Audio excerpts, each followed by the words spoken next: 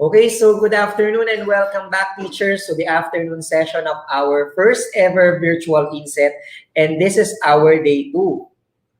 Okay, so we have readied the next presentation for the afternoon session.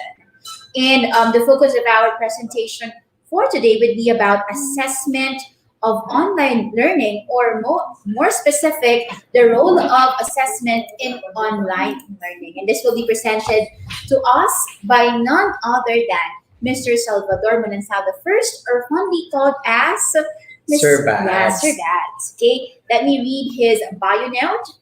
Okay, again, Mr. Salvador E. Manansala I. Okay, in 2020 up to present, he is invited to join as an educational technology specialist at the Department of Education Central Office, facilitating the use of technology for teaching using a variety of interactive methods, thus assisting teachers in integrating appropriate technologies to support, enhance, and maximize learning. Sir Salvador is an elementary classroom advisor at the Amado T. Reyes Elementary School and as a mathematics coordinator, Learning Information System, LIST, and Elementary Basic Education Information System, IBEIS coordinator. He then accepted the challenge to design and facilitate interactive lessons for better understanding of students and created a well-designed assessment tool intended to assess their level of understanding of lessons taught.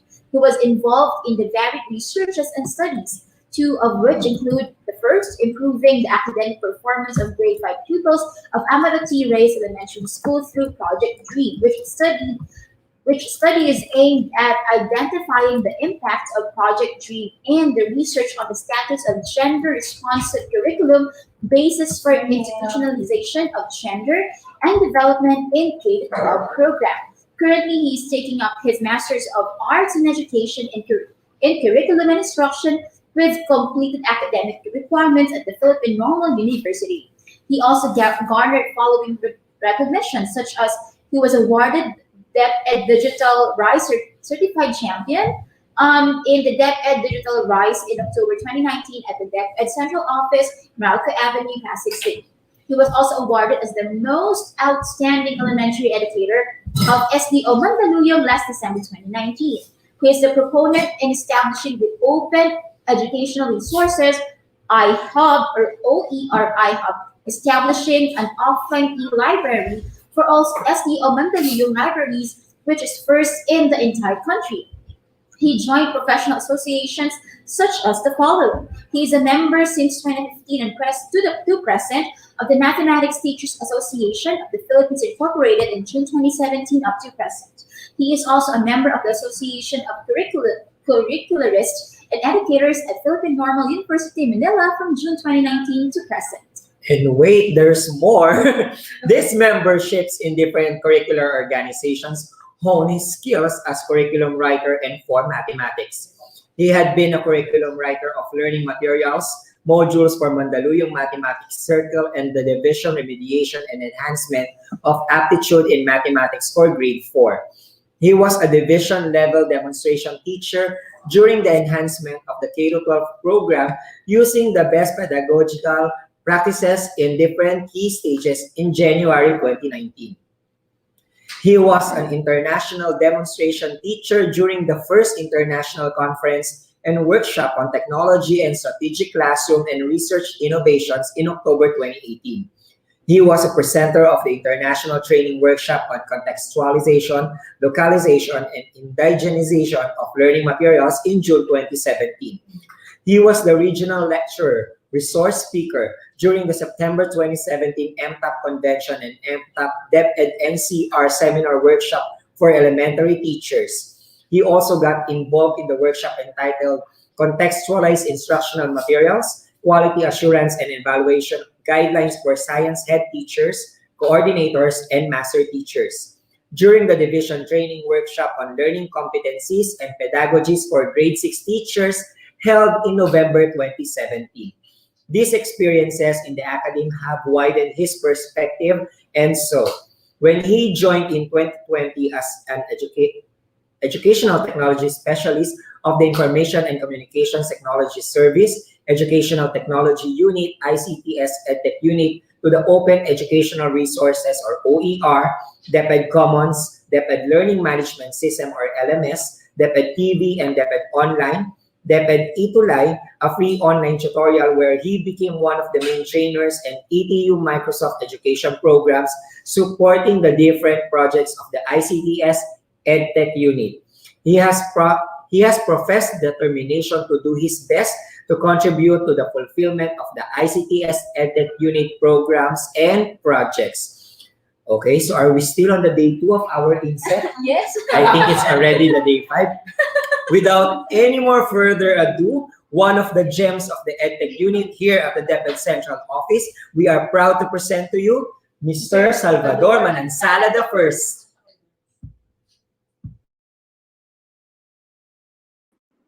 Hello, Sir Jeff.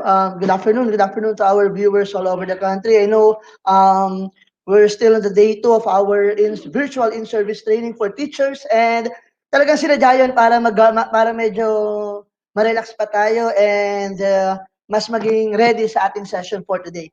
So today I'll be discussing to you a new normal, the critical role of assessment in online learning. As we all know, it's been a year since nag-declare ng lockdown sa ating in the Philippines, and it's been a year kung saan nakat yung face-to-face delivery of instructions sa ating bansa. And from that moment, we try to innovate things, we try to come up with different learning modalities on how we can continue in delivering quality education to our learners. And isa po sa mga learning modalities is the online learning. So since we're using online learning, it is very important for us to assess or to know yung level of understanding ng ating learners in an online learning platform. The K-12 Basic Education Curriculum is the national curriculum for schools in the Philippines and forms the basis for all teaching and learning activities that teachers plan for learners in their classes. The teachers use the curriculum guides, teacher's guide, learning resources, and their initiative to develop rich learner-centered activities for our learners. The continuing threat of the COVID-19 in the country and the world brings about unprecedented challenges to basic education. And in preparation for school year 2020-2021, teachers and parents must adopt to alternative learning modalities to ensure that learners achieve essential curricular goals. And as stated in the DepEd Order Number 8 Series of 2015, or the policy guidelines in classroom assessment for K-12 basic education program, the assessment should be used to inform and improve practices and promote learning outcomes. In assessing our learners, we are using this before the DepEd Order Number 8 Series of 2015. In distance and blended learning environments, it is necessary to utilize alternative tools and strategies for assessing and supporting learning. Since we are now entering the distance and the blended learning environment, last October 2, 2020, the Department of Education issues the Department Order Number 31 Series of 2020, or the interim guidelines for assessment and grading in light of the Basic Education Learning Continuity Plan. So let's now focus our attention on assessment. When we talk about assessment, it is an ongoing process of identifying, gathering, organizing, and interpreting quantitative and qualitative information about what learners know and can do. So basically, we are conducting assessment right every after discussion. But we have this we have this test intended to measure what the learners can do. Minsan binibigay natin to before the start of every semester or before the start of every quarter. It is an integral part of the curriculum implementation that allows teachers to track and measure learners' progress and to adjust their instructions accordingly. The results of the assessment will help our teachers to develop a well-designed assessment tool, a learning plan, or a delivery modality which will be suited to our learners. So kaya napakahalaga ng role ng assessment sa teaching and learning process. let's have the principles of assessment. The first principle of assessment is assessment must be aligned with the curriculum. Assessment should focus on tracking learners' progress in relation to the content and performance standards in the curriculum, along with the development of 21st century skills. As we all know, in today's era, we are trying to empower our learners to be to be equipped with 21st century skills. Number two, assessment must be valid. Assessment should assess what the learners actually learn inside the classroom. Validity ensures that the assessment activities and assessment criteria accurately measures the extent to which learners develop the required competencies and meet the standards for their grade level. So sabi niya, no, we need to assess yung learners natin based dun sa ano ang itinuro natin. Kasi minsan may mga assessment tayo na ginagawa na hindi naman aligned dun sa mga competencies natin. Lagi natin tatandaan, dapat yung mga assessment na gagawin natin must be aligned sa ating MELCs or sa curriculum na ginagamit natin. For the third principle of assessment, assessment must be reliable and consistent. When we talk about reliability of assessment, it requires that clear and consistent processes be followed in developing assessment activities. Because of this, it ensures that if you repeat an assessment activity with the same learners or conduct it with another time, if another teacher conducts it at the same activity with different learners, you should still sorry. Sorry. Sorry, hindi ko na kaya. Sorry. Okay. I would like to apologize for that. Medyo may something lang. Number 4, assessment must be fair and inclusive. Assessment activities should consider the learner's race, gender, learning needs, learning style, language of learning, abilities and disabilities, cultural background, and socioeconomic activities. They must never exclude, take advantage, or disadvantage any individual or group of learners. So, di ba nga tayo, we are promoting this inclusive education, and sa elementary level, we have this learners with special educational needs o yung LSEN na tinatawag natin na we would like to inform everyone that at the start of third quarter for our ETUlay, we will be having our SPED ETUlay tutorial. So abangan po natin ang SPED ETUlay tutorial natin this March 22. For principle number 5, assessment must be manageable for both learners and teachers. Learners need time to process new knowledge and practice new skills. This means that assessment should be developed and be implemented at appropriate times in the learning process. Assessment must be manageable for teachers, even in large classes, so that the evidences of new learning is gathered over time and in diverse ways. For principle number 6, assessment must give learners a range of ways to demonstrate their achievements.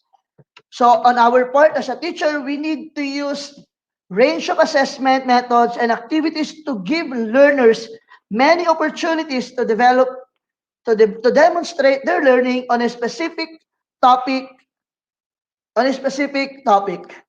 For number 7, assessment must be part of a transparent, ongoing, where learners' progress is monitored over time. On this particular principle of assessment, the teacher must use assessment criteria that are based on curriculum standards and competencies to gather evidences of learners' achievements over time.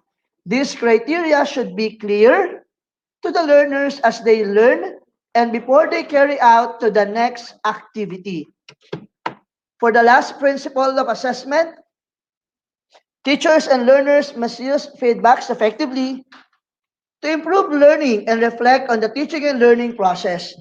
Teachers give an ongoing and explicit feedback to learners throughout the learning and assessment process, telling them what they have done well, where they need to improve, and how to improve.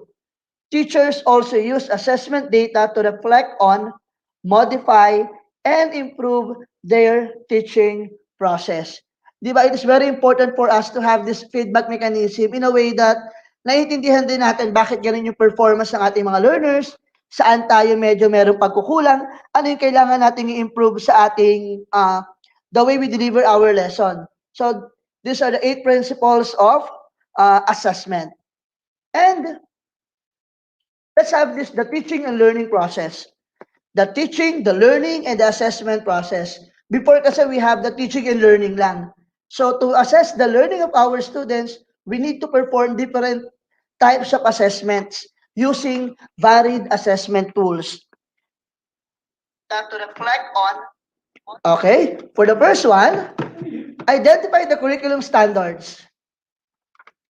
So the curriculum standards, ito yung makikita natin sa ating most essential learning competencies. Ito yung mga may content standards. So we need to be mindful of that. The second one, develop the assessment criteria. We need to analyze the competencies to be assessed and unpack or expand them in a way that our students will be assessed on a specific topic alone. Kasi meron tayong mga competencies na talagang medyo congested pa. So we need to unpack or we need to expand those competencies. Identifying the assessment methods. It is very important for us to identify which assessment method will give learners the best chance to demonstrate their learning. Is it observation, talking to learners, or analyzing the product they make, or a test? So we have plenty of assessment methods that we can use, but let us take into consideration yung ano ba yung applicable sa ating learners. Next, design the assessment activities. After developing the assessment criteria, identifying the assessment methods, we need to design our assessment activities. It is to assess the learner's knowledge on skills given with a specific learning competency. What task or task will you ask your learners to do or to demonstrate their learning? It is very important for us to remember that an activity does not always have to be a test or a written task. For number 5, develop and undertake teaching and assessment activities. It is very important, lalo na in K-12, learner-centered tayo. We need to plan learner-centered activities and explicit teaching designed to help learners develop the required competencies. So, ito yung mga, saan ba natin ito nakikita? We can see it on our activities in the detailed lesson plans or the daily lesson logs, wherein our learners are engaged in the learning, and as teachers, we give them time or chance to consolidate new knowledge and practice skills before formally assessing them. For number 6, undertake the assessment activities. In undertaking the assessment activities, you need to inform the learners that you're assessing them and encourage them to do their best. Minsan kasi, meron tayong mga binibitawang salita na akala natin nakatutulong sa mga learners, pero at some point medyo nadi-discourage na pala sila. Record evidences of learning. So when we talk about record of evidences of learning, we need to record the performance of each learner by selecting the most suitable recording method. We can have class checklist, observation grid, anecdotal record, and portfolios na ginagamit natin. As a teacher, we can also write comments on the checklist and on the learner's work that are linked to their assessment criteria. In writing our comments to that particular output on that or the result of that particular assessment, nagkakaroon na kagad tayo ng immediate feedback dun sa naging performance ng ating mga learners. Make consistent judgment about learning. So use assessment criteria and rubrics objectively to determine the quality of each learner's work. So alam naman natin, talagang sanay na tayo rito. Pag may mga pinapagawa tayo sa learners natin, automatic meron niyang rubrics o rubric. Yung rubric kasi will serve as a guide on how we are going to grade yung output ng ating mga learners. Another one, give immediate feedback. On this particular step, use the assessment criteria to give explicit feedback to the learners about their work. You can give feedback orally or in writing, but do this immediately after the activity. So most of the time, tayo mga teachers, pag nagbibigay tayo ng feedback natin, hindi natin naiisip yung mararamdaman ng learners natin. We need to give our feedback constructively. Kapag meron tayo nakitang medyo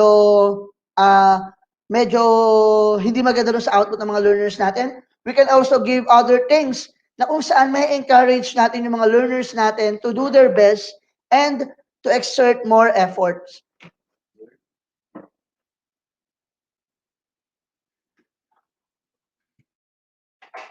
And when we talk about assessment, it is inclusive in nature. When we talk about inclusivity, walang maiiwanan, lahat sama-sama.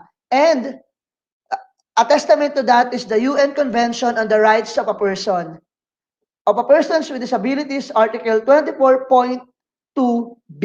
Ang sabi rito, persons with disabilities can access an inclusive, quality, and free primary education and secondary education on an equal basis with others in the communities in which they live.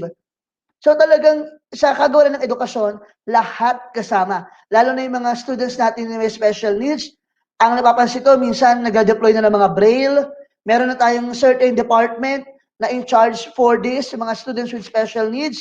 And we are developing different equipments. We are providing different equipments, platforms, and other materials na pwedeng makatulong doon sa ating mga teachers teaching special education or teaching students with learners with special educational needs. So ayan, kaya sama-sama nga tayo, walang maiiwan sa ating lahat.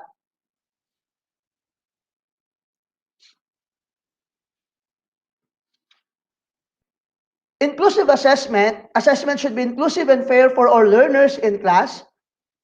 Every learner must be in school or must have access to education through alternative delivery mode.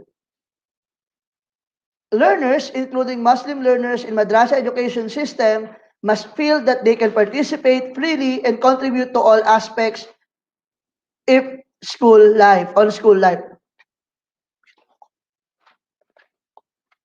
And let's have this assessment method.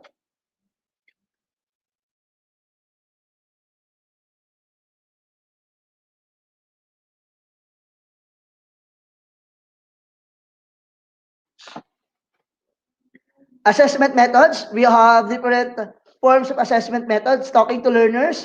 Teacher talk to and question learners to gain insights on their understanding and progress and to clarify their thinking.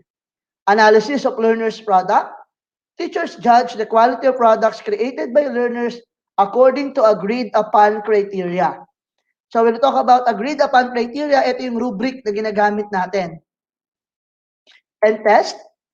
Teachers set quizzes to determine learners' ability to demonstrate mastery of a skill or knowledge and understanding of a content. So these are the assessment methods na pwede nating magawa at pwede nating gawin. And we have this quality criteria of assessment. The first one is validity. Quite simply indicates if the assessment type covers the learning objectives of the course in order to assess the validity of the assessment. Reliability, transparency, and feasibility are key components to think in the case of validity. Number two is reliability. Number three is clarity. And number four is avoid susceptibility for technical problems. So these are the criteria for assessment. When deciding on the assessment method to use, consider these three questions. These are the things that we need to consider in deciding the assessment that we're going to use. First, what are you assessing? Is it knowledge, a skill, or both? Number two, which assessment method would best allow your learners to demonstrate what they have learned? And which method would make it easy for you to gather evidences of your learner's progress over time? So dito, we need to decide, are we going to assess on the knowledge side or skills-based assessment ang gagawin natin? If nakuha na natin, identify na natin kung ano yung gagawin natin, we need to choose an appropriate assessment method. Let's always remember, hindi yan one assessment will fit every learners. Kasi ang learners natin, meron silang iba't ibang learning styles or learning acquisition. So hindi yan dapat isa para sa lahat. And after assessing, we need to gather data. That data will help us to decide whether yung bang competency na yon ay natutuhan na ng mga learners o we need to reteach or kailangan pa ng konti pang discussion about that. Ayun ang gagawin natin.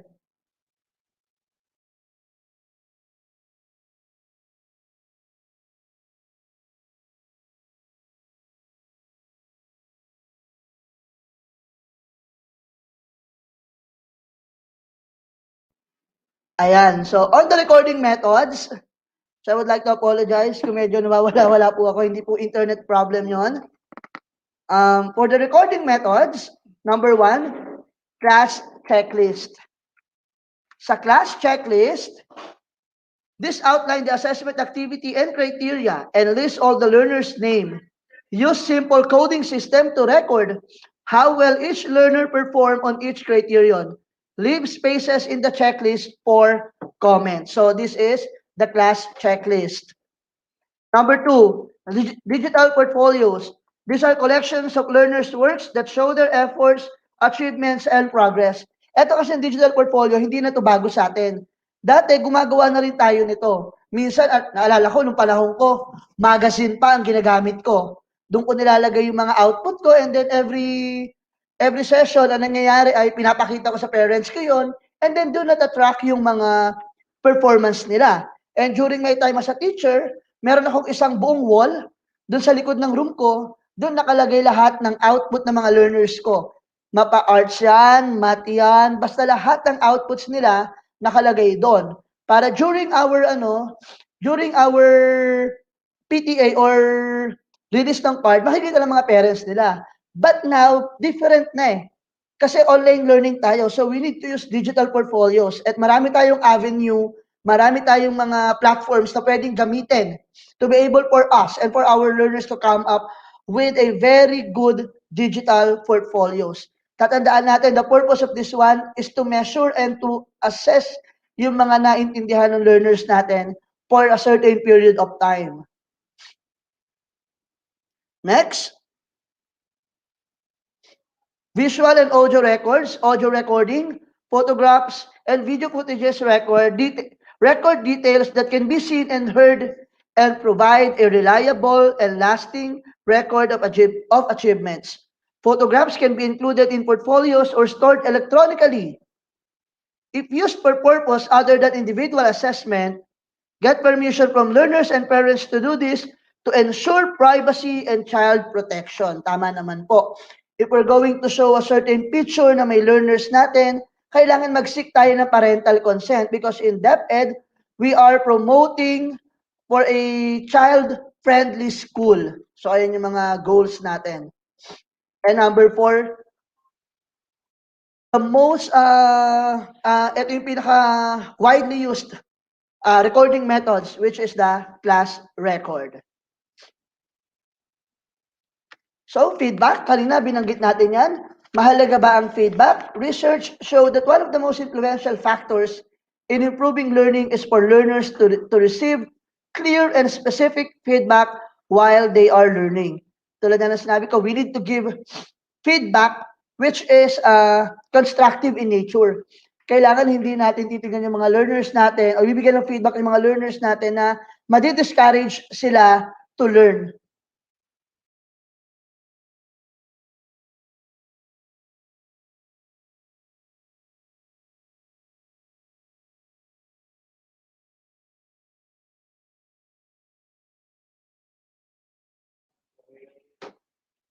Teachers use the assessment criteria and evidence from completed record sheets to give learners immediate and explicit feedback.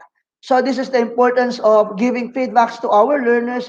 Lagi nating iisipin, we will start with the delivery of our lesson, and we give them assessment. And after giving them assessment, we need to give them feedback. Kailangan inform sila kung ano ba yung naging performance nila and kung ano pa yung dapat nilang gawin.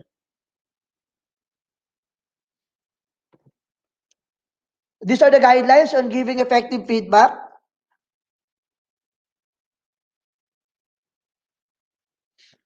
Guidelines on giving effective feedback. Give feedback as soon as possible after an assessment or activity. So, ayan yung dapat immediate talaga. Kasi minsan, eto, dati, meron tayong mga exam.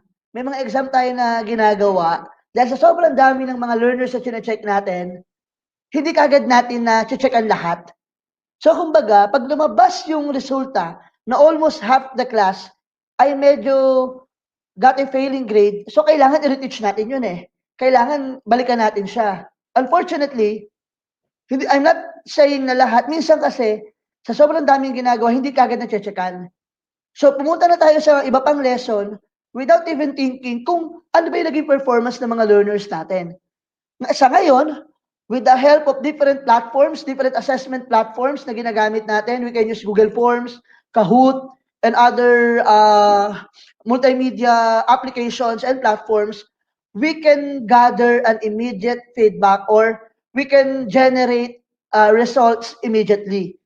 Kung halimbawa, the last student na mag-answer, automatically, makakapag-generate na yan ng report and then we can assess. Ma-assess kagad natin yung performance ng mga learners. Provide specific oral or written constructive feedback directly related to learners' performance. So, ang focus natin is to give feedback on the performance of the learners, not on the other aspect ng pagkatao ng bata o ng ating mga learners. Provide feedback that identifies learners' strengths. So kahit na ano naging performance nila regardless of the result of the test, let us try to treat our students in a way na hindi sila madadegrade, hindi sila mapanghihinaan ng loob. Ang mangyayari is they will be motivated enough to improve their performance. Highlights area for improvement, ayan. If we think na medyo nagka-problem si students on that particular assessment or on that particular topic, kailangan ibigay natin. So, siguro, these are the things that you need to do. To be able for you to do this, you need to do the following. So, kailangan bigay natin yun. Saan pa kailangan mag-improve yung ating learners? Give hints on how to improve. Ayan. Yung magbibigay tayo ng mga tips and recommendations on paano pa may improve ng learners yung kanyang ginagawa. Help learners give feedback to their peers using assessment criteria and rubrics during peer assessment activities. And provide learners with opportunities for self-reflection and self-assessment activities. So these are the guidelines on giving effective feedback to our learners. So ayan, ano ba si rubric? Bakit ba kailangan natin gumamit ng rubrics na yan? We're using rubric are useful tools that help teachers make consistent judgments about the quality of learners' work. It is a scoring guide usually presented in a graphic format, typically as a grid. So this rubric will help us to assess our learners objectively, following the given set of criteria and indicators na naka-anchor dun sa activity or sa output na gusto nating magawa. And just like any other assessment, yung rubric natin, hindi siya custom fit siya. Kung anong gusto mong i-assess, you need to develop rubric for that. Kung anong performance ang gusto mong ipagawa, you need to create or to develop a unique rubric for that para talaga makita natin yung nagiging output ng ating mga learners. Next, it defines what is expected in a learning situation. So kasi nakalagay kasi kung papansinin natin, kadalasan, we are creating this rubric do sa rating scale na 1 to 4. Halimbawa, 4 demonstrates all the ganun-ganon. Kumbaga, 4, yun sa rating scale na 4, 3, 2, and 1 na yun, each score on that, may sarili siyang indicator. And those indicators na nakalagay dun sa rubric natin, ay yun yung expected output natin sa ating mga learners. So kaya napakahalaga na makapag-develop tayo ng isang maayos at comprehensive na rubric in assessing the output or the performance of our learners on a certain period of time. It gives meaning to learners level of performance on an authentic assessment task, and rubric answer 3 questions. What do we want learners to know and be able to do? How well do we want learners to know and be able to apply or use a skill in a concept? And how will teachers and other scorers know when a learner knows a concept and does an activity well? So ito yung mga dapat nating isipin in creating our rubrics. Or rubric, yung rubric ba yun, ina-answer na ba yung mga question na yan? Ito yung mga considerations that we need to remember in creating or crafting our rubric. Advantages. What are the advantages of using a rubrics? Number 1, it allows assessment to be more objective and consistent because the criteria are in a specific term. What do we mean on a specific term? For example, if we want to assess the creativity of our learners, we will have creativity as the main focus, and then we have 4 indicators. We have 4 as the highest, 3, 2, and 1. Yung mga indicators na yon, naka-level siya. For example, it achieves the following indicators. 4. Pag lack 1 indicators, 3. Pag nawawala yung 2 to 3 indicators, 2. Pag totally wala do, hindi mo nakita yung mga indicators na yon, 1. So, ganun tayo gumawa ng rubric. Number 2, clearly show learners how their work will be evaluated and what they can expect from this. In establishing the key criteria or the key pointers on a rubric, malalaman kagad ng learners, eto pala yung inaasahan ni teacher. Eto pala yung magiging output dapat natin. And number 3, promote learners' awareness of the criteria to use in assessing their peers' performance. Bakit in assessing their peers' performance? Tandaan natin, with the technology that we have right now, pwede pa rin magkaroon ng online reporting. Ayan, yung lagi natin ginagawa dati. Online reporting. We have Google Workspace, yung mga Google Slides, Google Docs, na kung saan, basta nakashare lang yung slides na yun sa mga learners natin, yung mga learners natin pwede mag-collaborate, pwedeng mag-comment, and pwede nilang ma-assess yung performance nila. So, dapat yung rubric natin ay inform dapat yung mga learners at alam nila kung ano yung content nun. Number 4, provide useful feedback regarding the effectiveness of instruction. So these are the advantages of using a rubrics. So ito yung mga sample summative assessment tools that qualify as performance tasks in online learning. This is yung attachment ito, isa ito sa mga kasama ron sa interim guidelines na inisyu ng DepEd or the DepEd Order number 30 series of 2020. So ano-ano ba yan? So we have here 4 languages or 4 languages, ito yung mga English or Filipino. It is divided into 3 if we are trying to assess written outputs, products, or performance tasks. So for written outputs, we have blogs, essays, e-journals. For products, we have YouTube campaign, case studies published through Adobe Acrobat and e-collages. Performance tasks, so ayan ito yung mga suggested lang naman. Summative assessment tools. Again, ito ay taken doon sa ating interim guidelines on assessing learners po ngayong pandemic format. Ayan.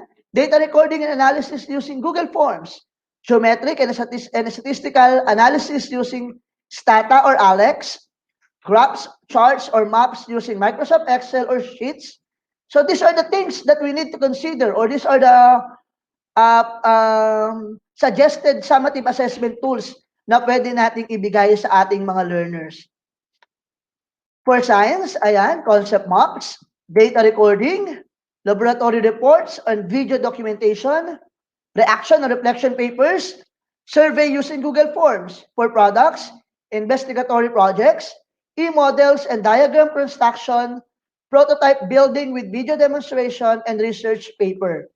For performance tasks, ito yung mga suggested natin. We have 7 assessment tools.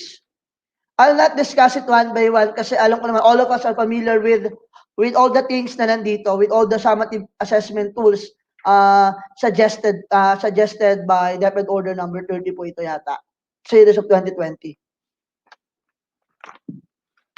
And for Araling Panlipunan, ito yung mga suggested summative assessment tools.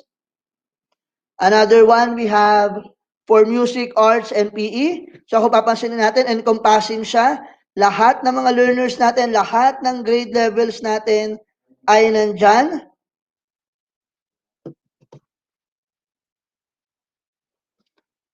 For edukasyon sa pagkapakatao, we have the following: blogs, essays, journal writing, reaction, reflection paper. For products, argument analysis, expressing feelings and ideas through art activities. For performance tasks, issue awareness campaign via YouTube, presentation and multimedia presentation, personal action plans, and situation analysis o pagsusuri ng sitwasyon. For our edukasyon sa pantahanan at pangkabuhayan or technology and livelihood education, blog essays, diagrams, charts and models, work designs and plans. For products, ito yung mga kailangan nating, mga pwede nating ibigay sa ating mga learners. I know it's been a year at marami na tayong trainings na inattendan, marami na tayong in-empower natin yung sarili natin. Paano ba natin may ma-overcome etong mga e-assessment challenges natin with our learners? The first thing that we need to do is through instructional design. Integrating the e-assessment into the entire learning process. As part of the course design, it is very important to measure how people learn and not just what they have learned. It is an ongoing process that should be assessed continuously, and instructional design can help teachers to plan how and when to do a particular assessment. This instructional design can also help teachers choose the right assessment methods, strategies, and technologies to enhance teaching and learning process. Variety of methods.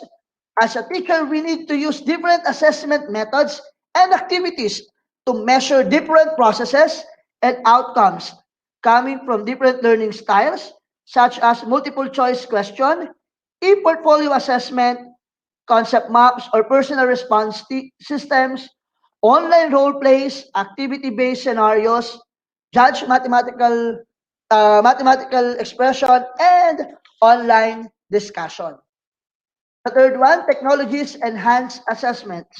We need to use ICT to follow up learning process. We need to build tools to monitor and support and to assess a large number of students. Design scales and rubrics to be used as self-assessment, peer review, and teacher evaluation. We need to select technologies that support alternative assessment strategies and allow evidences of higher level learning to be collected. And for the fourth one, evidence-based learning. Learners need substantial, regular, and meaningful feedback, and e-assessment strategies offer a systematic format for providing this. The feedback can be personalized and provided by different actors. Feedbacks should be used to improve learning and not given as final activity. And for the last one, we have the feedback and feed forward. And the things that we need to consider in an online assessment. Okay, ito yung mga dapat natin consider. Desktop sharing and video monitoring, randomized individually timed assessment tests, and secure and assessment administration standards. So these are some safety precautions na pwede natin gamitin para maging valid o maging makatotohanan yung magiging assessment natin sa ating mga learners.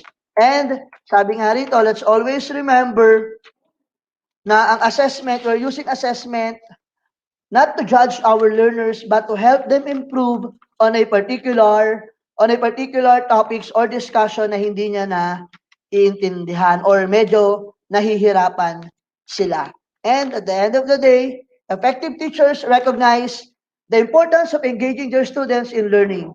This is why it is necessary to implement relevant technologies for assessment to make learning applicable to modern students who are becoming more digital and competence-based to meet the demand for the future jobs. And teacher training is very important in meeting the challenges imposed by this pandemic. Again, I am your resource speaker this afternoon about the critical role of assessment in online learning, your educational technology specialist and DepEd TV project lead, Mr. Salvador E. Manansala I. Maraming salamat po, and I hope meron akong konting na-impart na knowledge sa inyo about the role of assessment in online learning. Thank you very much, and God bless us all.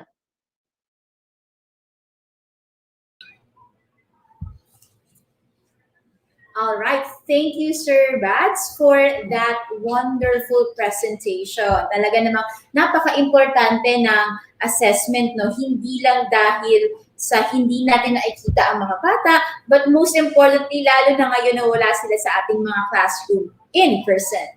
Yes, and actually, in addition to that, we are doing assessment not just to measure, di ba, the students' capabilities and as well as their knowledge.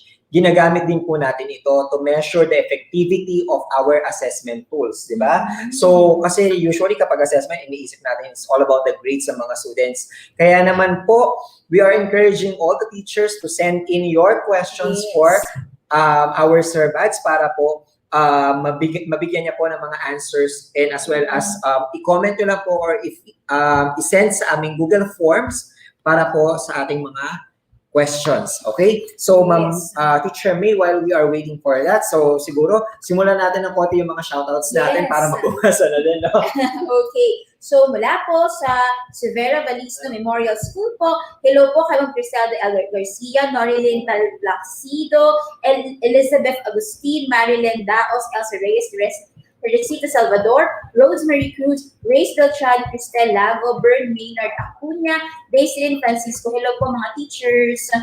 Ayun, and good afternoon din po kay Ma'am Riza Sevilla, Ma'am Virginia Magnata, Ma'am Cynthia Mendoza from Las Piñas National High School Filipino Department. Good afternoon po sa inyo. Thank you for watching also to Sir John Patrick Rodriguez and Maribeth Collis of SDOQC. Yes, pinakabati po ni Sir Ralph Lawrence Paras po, lahat po ng mga teacher and school staff ng Tamos Elementary School. Ano din po ang administrators and teachers ng San Roque National High School, at ang principal po nila ay si Ma'am Jordi Fernando, at sa lahat po ng teachers din ng San Isidro National High School, pinakabati po ni Sir Gabriel Catan. Yes, also greetings din po for Severa Balisno Memorial School, Ma'am Criselda L. Garcia, Norilyn Taplacido, Elizabeth Agustin, Marilyn Daos, Elsa Reyes, Teresita Salvador, Rosemary Cruz, Grace Beltran, Cristel Lago, Bern Maynard Acuña, and Daislyn Francisco. Yes po, and this is a greeting from Ma'am May Biarcal po from SDOGO Hulnagan City, Valle Hermoso District. Hello po sa lahat ng mga teachers from Malangsa Elementary School headed by Ma'am Marivic Ampil ang Banban. Yes, also shout out din po sa Parañaque National High School Main with their school head Sir Jerry A. Lumaban from Ma'am Che Mendoza. At hindi rin po bibitiw po sa ating INSET ang mga teachers from Nangka High School, from SDO Marikina. Hello po sa lahat ng mga teachers dyan at salamat po sa pagsuporta sa aming INSET. And also, greetings din po, shoutout po sa Anayan Sagrada Elementary School and to the principal Artemio P. Batalier Jr. from DCS Pardinas, Kaungkod Elementary School, Madridejos District School Principal Jose G. Bawiga. Okay, punta naman tayo sa South po, no? Pa-shoutout daw po sa San Isidro Elementary School at sa lahat po ng mga teachers sa San Luis District Division of Pampanga from Teacher Luisa. Yan, okay. At maraming pa po, no? Meron pa rin po, no? Pa-shoutout din po sa mga teachers from Clarin National High School Division of Misamis Occidental, no? Sabi nila, they strongly support the DepEd EdTech unit and he's hoping daw po to be a part of the team. Bakit Yes. man, sir? Also, greetings din po kay Ma'am Jennifer De Jesus, Ma'am Danilyn Espinosa, and Ma'am Lynn Escoto. And also SDO Mandaluyong OIC SDS, Dr. Romela M. Cruz. Yes, no, palayo tayo ng palayo. This is a greeting from Cebu City. Hello daw po sa mga teachers at sa principal na si Ma'am Sheila de la Cruz of Mabini Integrated School, Cebu City. Meron din po tayo sa North naman po tayo. Shoutout po kay Ma'am Jem Gapus, School Head of San Agustin Elementary School ng SDO La Union. Ito po ay greetings from Ma'am April Marquez. Meron pa po kay Ma'am Felipa B. Asuncion, Principal and all the teachers of Turod National High School, Cabugao, Ilocos Sur. Also, shoutout din po sa Melencio M. Castelo Elementary School and St. Scholastica's College, Manila, grade 3 level, Miss Leslie Marquez under Miss Martina, grade 5 level, Miss Beth Launico and Miss Joanne Arceo, and of course, Abby Tibulan of the preparatory. Okay, sa principal po ng Eusebio High School na si Ma'am Annalyn Miranda Macasinag, sa head teacher po ng English Department, Rosana de Guzman, at sa lahat pa ng mga English teachers ng school na ito, Eusebio High School. Hello po sa inyo lahat. Ayan, so habang inantay pa rin po natin yung ibang mga questions, no? Greetings din po sa Lydia Aguilar National High School headed by Mrs. Leonora L. Lustre and especially po sa Filipino Department from Ma'am Alicia Cantillo. Okay, meron din po kay Ma'am Gandiosa Makaspag po ng Mandaluyong High School. And then sa Aklat Sikat Foundation Family kay Ma'am Lainel, Sir Romel, Ma'am Annabel, Ma'am Teresa Nanasa, who belong to DepEd Division Schools. Hello po sa inyong lahat.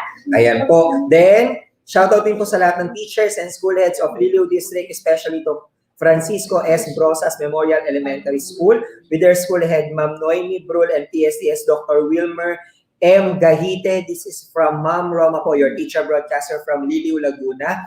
Then, shoutout din po kay Sir Virgilio Carolino, OER National Core Leader natin to, Ma'am, from Bolinao Integrated School, San Miguel Elementary School, Bani District from Ma'am Glynis, and the Boy Scout Troop Leaders sa Bolinao at PSCC, and nationwide din po, then MAPI teachers of Digo City National High School, and all teachers in Digo City from Ma'am Ziel. Mula sa Dr. Sancho Manuba Elementary School, sa Master Teacher po nila na si Ma'am Zenaida P. Camus, at sa school head na si Ma'am Rowena Rodriguez. Hello po sa inyo lahat. Hello din po kay Ma'am Sheila Camara ng Aliaga National High School, Ma'am Donna Bueno ng SDO Cabanatuan, Ma'am Cristel Anuse Lago, at ang school head po na si Ma'am Priselda L. Garena na Severa Bagismo Memorial School. Hello po sa inyo lahat. Ayan. Also, we have here teachers po from Talisay Elementary School, teaching course ng Chaong Quezon. So, yan po, from Sir Julius Pondano. Okay, napakarami po ng greetings. Meron pa raw po, no?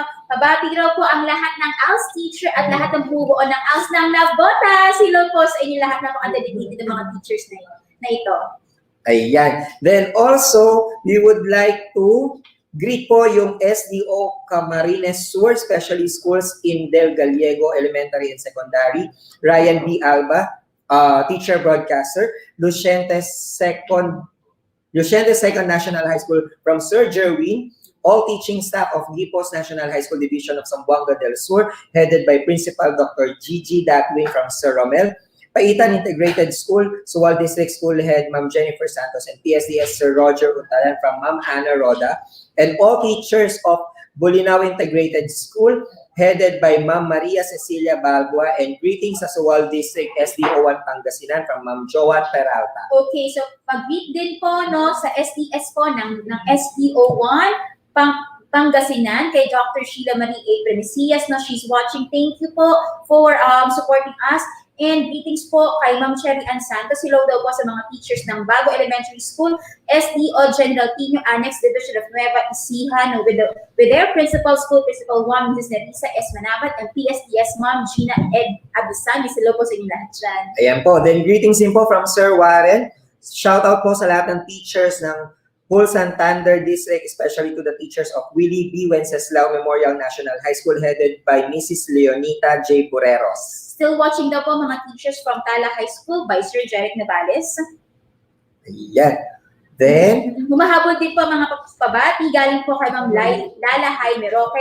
Hello po sa mga taga Mariano Marcos Memorial High School. And happy birthday po sa kanilang principal na si Ma'am Consolacion na Anem. Happy birthday, ma'am! ayan. Then, shout out din po sa Daan Bantayan National High School. Ayan. And Maria Clara High School po from Sir Eros. Ayan, okay. So meron pa po dito, no? Hello daw po sa mga taga Padre Burgos Elementary School at sa kanilang principal kay Mrs. Rola de los Santos. Hello daw po from Sir Ariel. Ayan. So okay na po ba yung questions natin, Director? Okay. So while we are still waiting, we would like to greet teachers from San Roque Elementary School, Sir Kimnick Bialen, Aisel Pada, Irene Ramos, Juliet Clemente, Mary Lace Hapon, Jocelyn Ibanez, and Eileen Bejerano. Teachers from Ayala Central School Sped Center, Riza Andog, Casey Bacoboy, Carmina Yap, and Annie Gadenes. Yes Yan. po. No? At patuloy pa rin po dumadaan po ang ating mga shout-outs and greetings po. Hello po no, sa mga teachers na sumusuporta ng ating virtual INSET from Napnapa National High School from Tigbawan, Iloilo. Hello po sa inyong lahat dyan. Ayan. Also, greetings po kay Sir Mark Kevin Olimba, Santa Lucia High School from SDO Bulacan. Then Sir Jonas Feliciano Domingo, SDO San Juan City, the National ESO for Writers. Okay, so hello po sa mga teachers from Don Vicente Rama Memorial Elementary School from Cebu City and the Division of Cebu City. Yes, so this one naman po, from one of our teacher broadcaster from Sir Mark Anthony Paloma. Shout out po sa PLE teachers ng Pedro Guevara Memorial National High School with their head teacher, Ferdinand Nequinto, School Principal Dr. Santiago Falilago Jr., and their EPS Dr. Cristina Talambayan of SDO Laguna. Hello po sa mga teachers from SDO Batangas Province, especially to the teachers and principal for Dr. Thelma A. Pasco of Dr. Juan A. Pastor Memorial National High School in Ibaan, Batangas. Ayan. Also, greetings from Mary Ann Santos, one of our teacher broadcasters, Malibo Bata Elementary School, Pandi South District, SDO Bulacan, School Principal, Ma'am Carlina U. Mariano. Okay, shout out daw po kay Ma'am Marnie Solosa and Ma'am Edith Correa. Also to the Filipino group ng Ligaw District headed by Ma'am Dory Salamat and Ma'am Naomi Brul. Ayan. Then shout out din po sa Las Piñas City National Senior High School CAA Campus at Doña Josefa Campus. This is from Ma'am Sheila May Pareja, the CAA Campus Principal Dr. Maria Teresa B. De Los Santos, and Doña Josefa Campus Principal Dr. Alejandro Esperanza. Also from Sir Ariel din po. Good afternoon. Hello din po kay Ma'am Cristel Macaraeg, Sushmita Cornelos at Charmaine Rumarate. Ayan. From Sir Neil po yan, greetings from him. Yan. And also SDO Camarines Sur Specialty Schools in Del Gallego Elementary and Secondary School from Mr. Ryan B. Alba. Okay. Meron pa, sir? Okay, so I guess inaantay pa rin natin yung questions, Director. So while we are waiting, shout out po sa mga teachers ng Papaya Elementary School, SDO San Antonio Annex, SDO Nueva Ecija, with their Principal Leopoldo G. Villesa, PSDS Ma'am Esther D. Ramos, and SDS Jessie D. Ferrer. Okay, sige po, sir. Ayan. Also, greetings din po sa Bungad Elementary School teachers, SDO Quezon City, headed by their principal, Dr. Josephine S. Aranas. So, this one po is from Marian Isabel. Ayan. Then, also, greetings din po sa Bunol Integrated School, Gimba East Annex, SDO Nueva Ecija.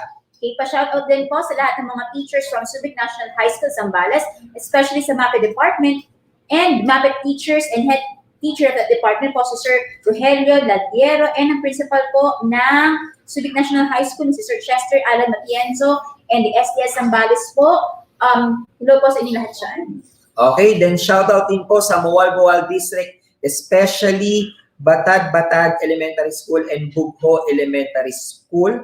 Then, sa SDO Las Piñas, especially sa CAA National High School Annex headed by Sir Michael M. Landrito. Then, pa-shoutout din po sa mga friends daw ni Ma'am Kathleen sa SDO Manila, sa E. Rodriguez Vocational High School teachers, head teachers, and principal, Mrs. Devina T. Maninang from Jericho Aguilar. Pa-shoutout din po ng SDO Tapat, ng Kapitan Eddie Reyes, Integrated School, Carrie's Kinder and SPED teachers with Master Teacher Noriel Umali and Principal Dr. Gina Poblete. Pagbati po yan from Teacher Yujan. Yes, another greetings po from Dr. Pelesha of SDO Las Piñas sa La Medalla Elementary School, Pio Duran, Albay, with Mrs. Francisca Romero. Okay, so waiting pa po tayo for questions, no? From the presentation ni Sir Okay, Barnes. so while we are waiting, ma'am, no, sobrang layo na ng narating natin. Yes. So, Bohol Division SDS, Dr. Binaito Dagatan, the 2A SDSS, Dr. Danny Gudelosa, Dr. Faustino Toradio, to the faculty and staff of San Jose National High School, Talibon.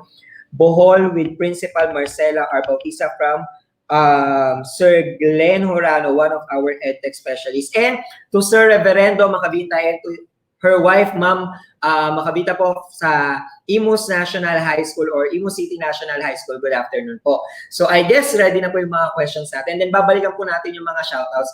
Pasensya na po kayo, medyo marami kasi sobrang na-appreciate natin yung mga teacher. Alam nyo, nire-record nila yung shoutouts sa kanila. Tapos sinatag po and then they put it in their My Day. And then po, we would like to say thank you din po na kapag kasi na-shoutout at nababati sila, no, talagang nag-express sila ng appreciation.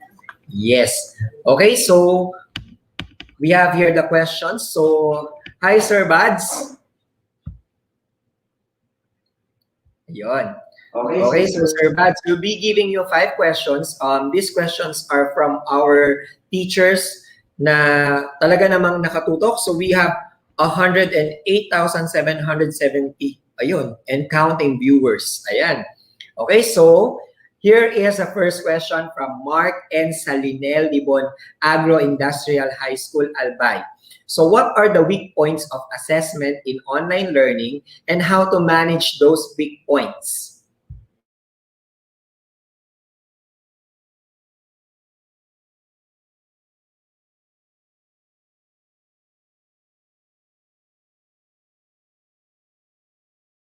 Sir, so can you please repeat the answer? Isa sa mga weak points ng ating assessment, online assessment, is the validity. The validity of the result, kung sino ba talaga yung kung alam naman natin, it's the question talaga yung kung sino ba talaga yung sumasagot. But as a teachers, we need to do something about it. Una sa lahat, ang yung pinaka-basic na pinapagawa natin is we want our learners to turn on their camera. Lalo na kapag halimbawa, yung assessment is live. Kaso nga lang, mag-take siya ng time, pero it will help. Pangalawa, siguro, may mga learners tayong talagang very passionate, talagang very, yung talagang sumusunod sila. So tulad sabi ko kanina, kailangan mag-set tayo ng standard sa umpisa pa lang. Kailangan sabihin natin sa learners natin na ito, we need to follow this. Kasi unat sa lahat, dapat malaman nila na kung sakasakali iba man yung gumagawa o sumasagot sa exam nila, it will not help them. So kumbaga, hindi natin ma-assess yung yung learning nun. So isa sa mga weak points talaga is the validity and the reliability of the result of the assessment in a way na alam naman natin problem talaga yan, yung kung sino yung mga sumasagot ng ating questions po. Ayan, so we'll now proceed with the second question. Okay, and here's the second question, Sir Bads, from Abuelito James V. Misperos of Dumingag National High School, Zamboanga del Sur. And here's the question, sir. What are the challenges in assessing learners in the new normal? How will you overcome this challenge? Let us always remember that the assessments that we are using are teacher-made. We are creating all of those assessment tools. The problem is we need to convert it digitally.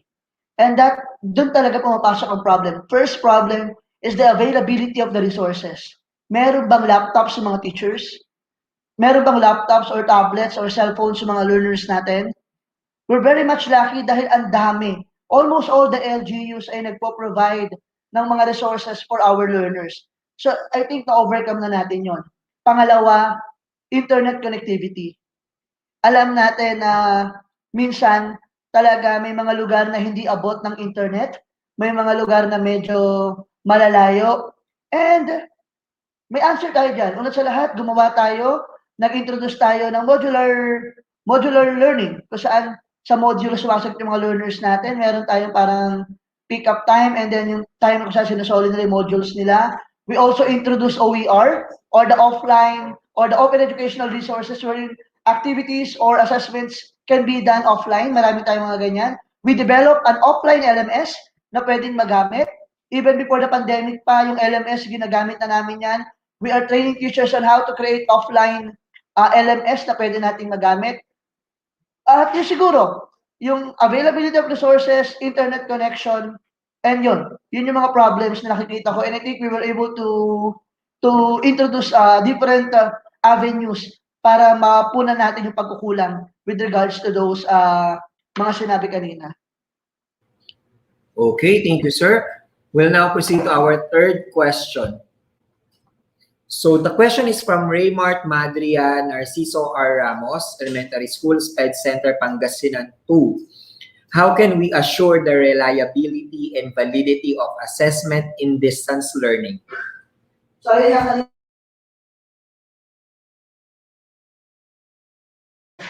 so kanina, meron akong, during the latter part of my presentation, meron akong mga precautionary measures na diniscuss doon. Una sa lahat, yung pwedeng desktop sharing and video monitoring, which is, I think on the side of the teachers, medyo hindi siya applicable kasi talagang mahirap.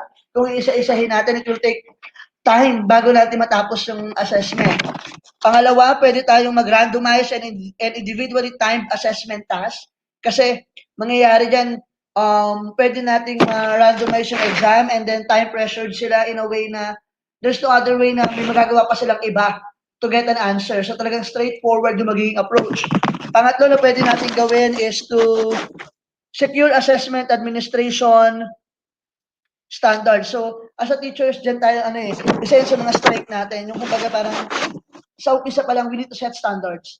And kapag yung standards na yun, na-set na natin sa mga learners natin, hanggang dulo, matatandaan ng mga learners natin yon. And as ano talaga, no? Kasi we are advocating for child-friendly or child-friendly school. Talaga ito yung mga bagay na isa sa mga kino-consider natin. And we're still hoping na hindi siya nangyayari and it's not happening within our system or within the sector of education. Thank you so much, Sir Bads. Now we'll be going to our fourth question, and this is your fourth question, Sir Bads. Okay, this is from Mr. Agustino Adiwag of Santo Tomas National High School, Baguio City. The question is, how do we quality assess our assessment tools? So how do we assess our assessment tools?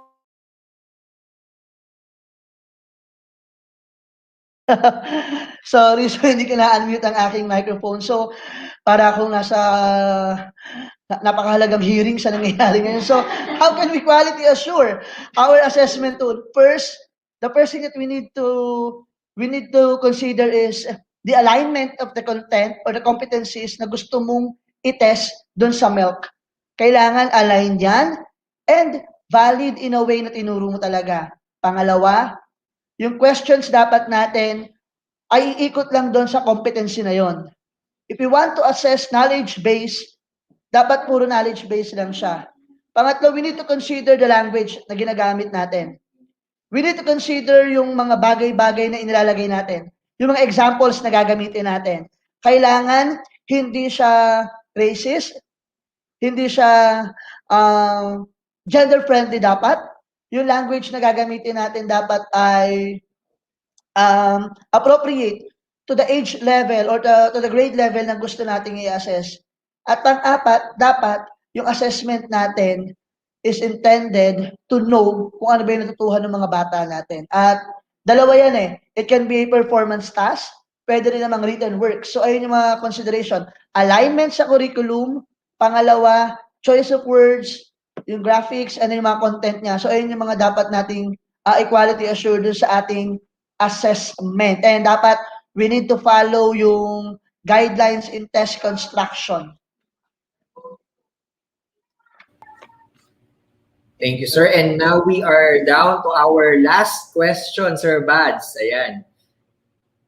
So the question is from Ma'am Judge of Quezon City. So the question is, do you think assessment will be effective if no deadline will be given to the students in answering the task? Like they have the whole grading period to answer and finish it. So tulad ng sinabi ko kanina, we have two. Lalo na ngayon sa interim guidance, we have two. The performance and then yung mga online assessment natin. If it's online assessment, na talagang we are trying to assess yung understanding ng learners natin on a specific topic, dapat yung deadline niya, dapat may deadline. Dapat ma-accomplish ng learners yun. Kasi una sa lahat, we are trying to assess yung knowledge, yung cognitive side ng mga learners natin. Kung halimbawa, mag-exam yung mga bata, tapos ang topic mo nasa first week, and then gusto mo i-accomplish nila yon on the fourth week, papaano kung yung result ng assessment ng mga bata ay hindi maganda? So, ibig sabihin, they were not able to absorb yung mga topics and mga ideas na tinuro mo. In return, bumagsak sila or mababa yung performance nila. So, hindi na natin mahahabol yun. Kaya nga dapat, if we give assessment, we need to give them immediate feedback. And to be able for us to give immediate feedback, we need to set deadlines. Lalo na sa mga exam. Sa performance test naman, dahil kadalasan ng performance test natin ay we are using rubrics kasi. Ano pinagkaiba? Sa performance test kasi, we are bound to follow or we are bound to grade using rubrics. So, kumbaga, meron tayong mga indicators. Pwede yan, ay medyo mahaba yung deadline or hindi kasi pwedeng walang deadline. Habaan lang yung deadline kasi ito naman ay output. Yung kasing ideas ng bata will translate dun sa output nila. So, at the end of the day, ganito niya pala in-interpret yung topic namin, yung lesson namin. So, yung interpretation niya nun, nag-transfer siya dun sa output niya. So, ayun yun. So, siguro kung performance task, okay lang na medyo ma-delay. Pero if you're trying to assess yung cognitive side o yung understanding ng bata natin dun sa mga lessons, dapat may deadline tayo to give immediate feedback and to make necessary changes on how we deliver the lesson. Yun lang po yung sagot ko rin sa last question. Thank you for that question. Okay, so thank you very much po, Sir Bads. And right now, we will be posting the evaluation that you can now answer regarding with our talk and as well as the speaker, Sir Salvador Ayman-Ansala the first. Yes, take note po na this is the official evaluation session for our presenter for the PM session. Yes, so habang kayo po ay nagsi-screenshot, so babawasan na po natin ating mga shoutout. Yes. So shoutout po sa Don Alejandro Roses Senior Science and Technology, Ray Sapon, then Edna Banaga of San Francisco High School, Emmy Danao of Quezon City Science High School. Okay, pa-shoutout din po sa Team Kape and Team Cameron Teachers ng GDPES. Greeting ito from Ma'am Maribel Bulalaya. Ayan. So dagdag ko lang po, no, from STO Nueva Ecija, Aliaga Annex, PSTS Apollo A. Lactao, ng Aliaga Central School, Principal 2, Dr. Annalisa G. Monse, and all teachers of Aliaga Central. Hello po sa inyong lahat. Ganun din po, no, sa head teacher na sa MAPI teachers ng Quezon National High School and its head teacher Maria Donna Casejo, School Principal Valisa Bique Vada from SDO Quezon. Ayan, and also shoutout po sa De La Paz National High School from SDO Binyan City. Then also si Ma'am Jobel Mexico Manungsong ng Pamplona Central Elementary School in SDO Las Piñas. Then Alaska Elementary School, SE3 Cebu City Division from Sir Ardel. Then, also shoutout po sa SDO Nueva Ecija, Aliaga Annex PSDS, Apollo A. Lactao, Aliaga Central School, Dr. Annalisa G. Monse from Ma'am Monique. Yes, hello din po sa mga teachers from Digos City Division. And this is from Teacher Broadcaster of Digos City Division. Hello daw po sa inyong lahat. Hello din po, no, kay Sir John Paul Mejia of Tandang Star National High School, TSDS Luis M. Hermina of Santa Cruz District of SD Laguna. From Sir Mark Anthony po ito, Paloma. Okay, and also Sir Enzo Nicolai T. Teves of Sir Enzo Nicolai T. Teves High School Division of Bayawan City, Negros Oriental. Hello po sa mga taga-STO Bulacan, Bulacan Districts, pangunguna ng supportive Supervisor Dr. Priscilla SM Navarro ng Matungong Elementary School. School head po nila si Ma'am Maria Lourdes Marcelo at sa lahat ng teachers na naka-tune in ngayong araw from SDO Bulacan. Hello po sa inyo lahat. Opo, and also sa Botolan North Integrated School, Botolan District, SDO Zambales. Then, sa lahat po ng mga teachers sa Palar Integrated School with their principal, Doc Magdalena Centeno from Ma'am Angeline and Giovanni. Then, shoutout din po kay Ma'am Vicky Espina ng DGA National High School. Hello din po kay sa SDS po, Mr. Luis Hermina, School Principal Ms. Sharina Rasco, Santissima Cruz Elementary School Teachers. Hello po sa inyo lahat from SDO Laguna. Ganun din po sa ating SDS, dyan si Ma'am Susan D.L. Oribinia, Ma'am Alicia Manay, Principal po, and teachers of the Oak Elementary School. Hello po kay Sir Kevin Domingo and Ma'am Mary Shea Mariano, DepEd TV broadcasters daw po. And belated happy birthday po kay Sir Rodel Solsona, Head of ICT SDO Calamba City. Hello po sa lahat ng mga teachers from SDO Calamba City. Opo, and also sa Pinamukan Integrated School headed by Principal Ma'am Nieves Montalvo, and sa lahat po ng from SDO Batangas headed by SDS Sir Felizardo O. Bolaños and Sir Jopi Falquesa from Sir Joshua Ebora. Palayo po tayo ng palayo. Hello po sa lahat ng teachers sa SDO Palawan po, lalo na po sa San Vicente National High School. Galing po and headed po ito ni Sir Arnie Ventura. Shoutout din po sa lahat ng mga teachers ng SDO Pampanga, Yes. SDS City of San Fernando, teachers po of Baliti Integrated School, Ma'am Hilda P. Suba, School Head, Ma'am Karen Season Head Teacher from Teacher Broadcaster Jennifer Gonzalez. Ayan. Also, Imos National High School with their principal, Sir Arturo Rosaroso. Then, also shoutout po sa SDO Bulacan District, sa pangunguna ng Supportive Supervisor Dr. Priscilla SM Navarro Matungaw Elementary School, Head Ma'am Maria Lourdes Marcelo, and lahat ng teachers na nakatune in ngayon from Ma'am Jovi Villafuerte. Sa lahat po ng teachers of Congressman Reynaldo A. Calalig Memorial Elementary School, SDO Quezon City, especially to our principal, Sir Robin S. Ramos. And eto po, meron po tayong ipapakitang picture, and this is really an inspiring picture from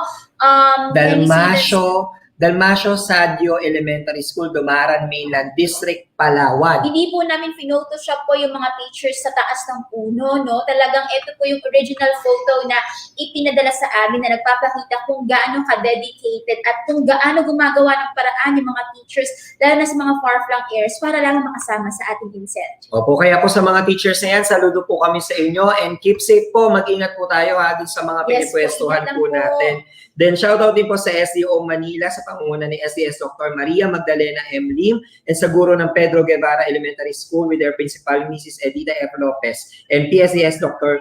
Philip Baldera. Okay.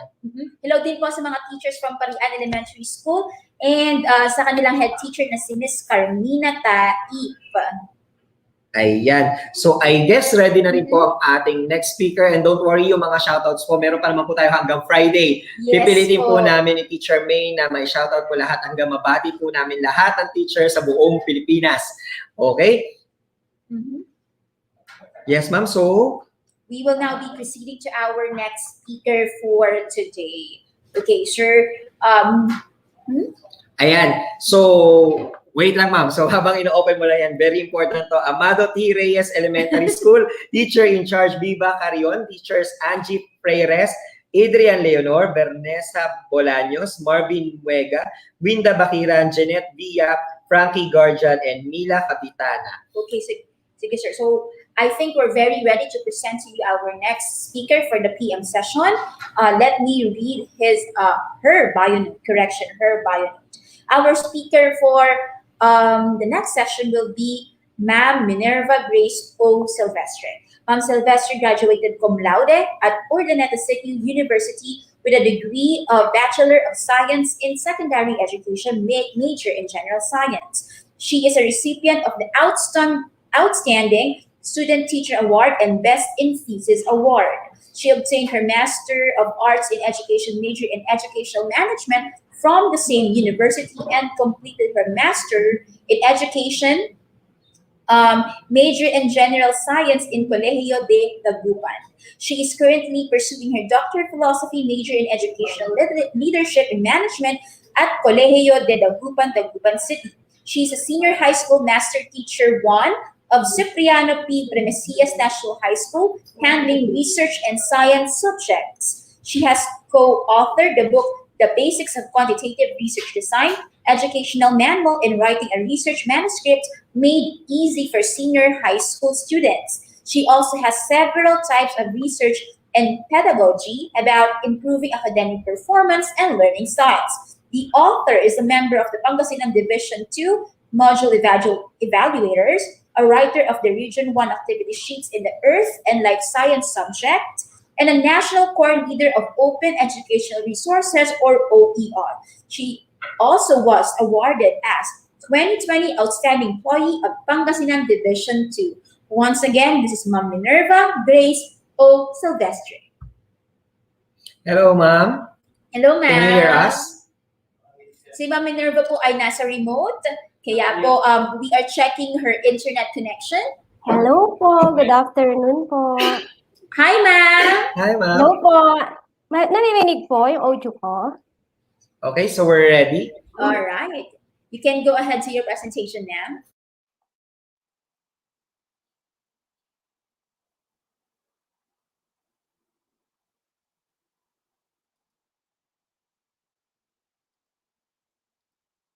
Oops.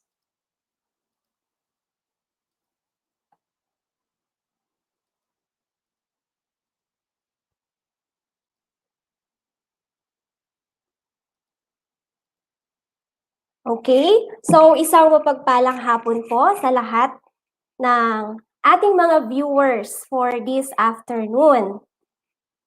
So this is the last session for today's virtual INSET. And I will be discussing to you the Open Educational Resources Readiness Review Criteria. So kung meron po tayong mga self-learning materials and we wanted it to be converted into ebook, makakatulong po sa atin ang session na ito. So our terminal objective at the end of the session, the participants will be able to evaluate the readiness of a self-learning material for conversion to ebook. And our enabling objectives are the following. First, discuss the OER readiness review criteria. So we need to consider the 8 criteria which will be discussed later on para pumasa ang ating mga SLMs at ma-convert siya into ebook. The second one, reflect how the OER project criteria compares with DepEd LRMDS Educational Soundness General Evaluation Criteria and LRMDS Evaluation Sheet for Non-Print Resources. We will also see the alignment of this OER criteria at LRMDS. And lastly, we are going to rate the potential effectiveness of a self-learning material. So I know, teachers, na tayo ay nagsulat ng ating mga self-learning materials na gagamitin ng ating mga students. So, the pandemic or itong coronavirus na ito po, it has become a global health issue. And it has had a great impact sa ating pong education. Up to this date, wala pa pong face-to-face classes na nangyayari sa ating bansa. So with that, our department, the Department of Education, introduced the different learning modalities. And I know we are familiar of those modalities, which includes online learning, modular distance learning, the blended learning, and of course, the radio-based and TV-based instruction. Ayan. So, last year, October 2020 po, ang kagawaran ng edukasyon together with the UNICEF and Intellimina conducted a training workshop for the DepEd UNICEF OER ebook or ebook development project. So, ang training na ito po nahati sa dalawang module. Yung first module, they trained us how to evaluate the self-learning materials. So, yun nga po yung i-discuss natin, the 8 criteria. And yung second module po is the ebook development. After evaluating those self-learning materials, pag pumasa po siya sa evaluation, then i-convert po siya sa. And we have yung ibang SLMs po na na-evaluate ay nasa DepEd Commons na po at pwede na pong i-access ng ating mga students and teachers. Okay, so we have OER or Open Educational Resources. What are these OER? I know naririnig po natin ito. These are teaching, learning, and research materials in any medium, pwede po siyang digital, that reside in the public domain or have been released under an open license that permits no-cost access, use, adaptation, and redistribution by others with no or limited restrictions. In short po, libre na gamitin ng guro at ng estudyante ang mga materials na nasa public domain or yung mga open educational resources natin.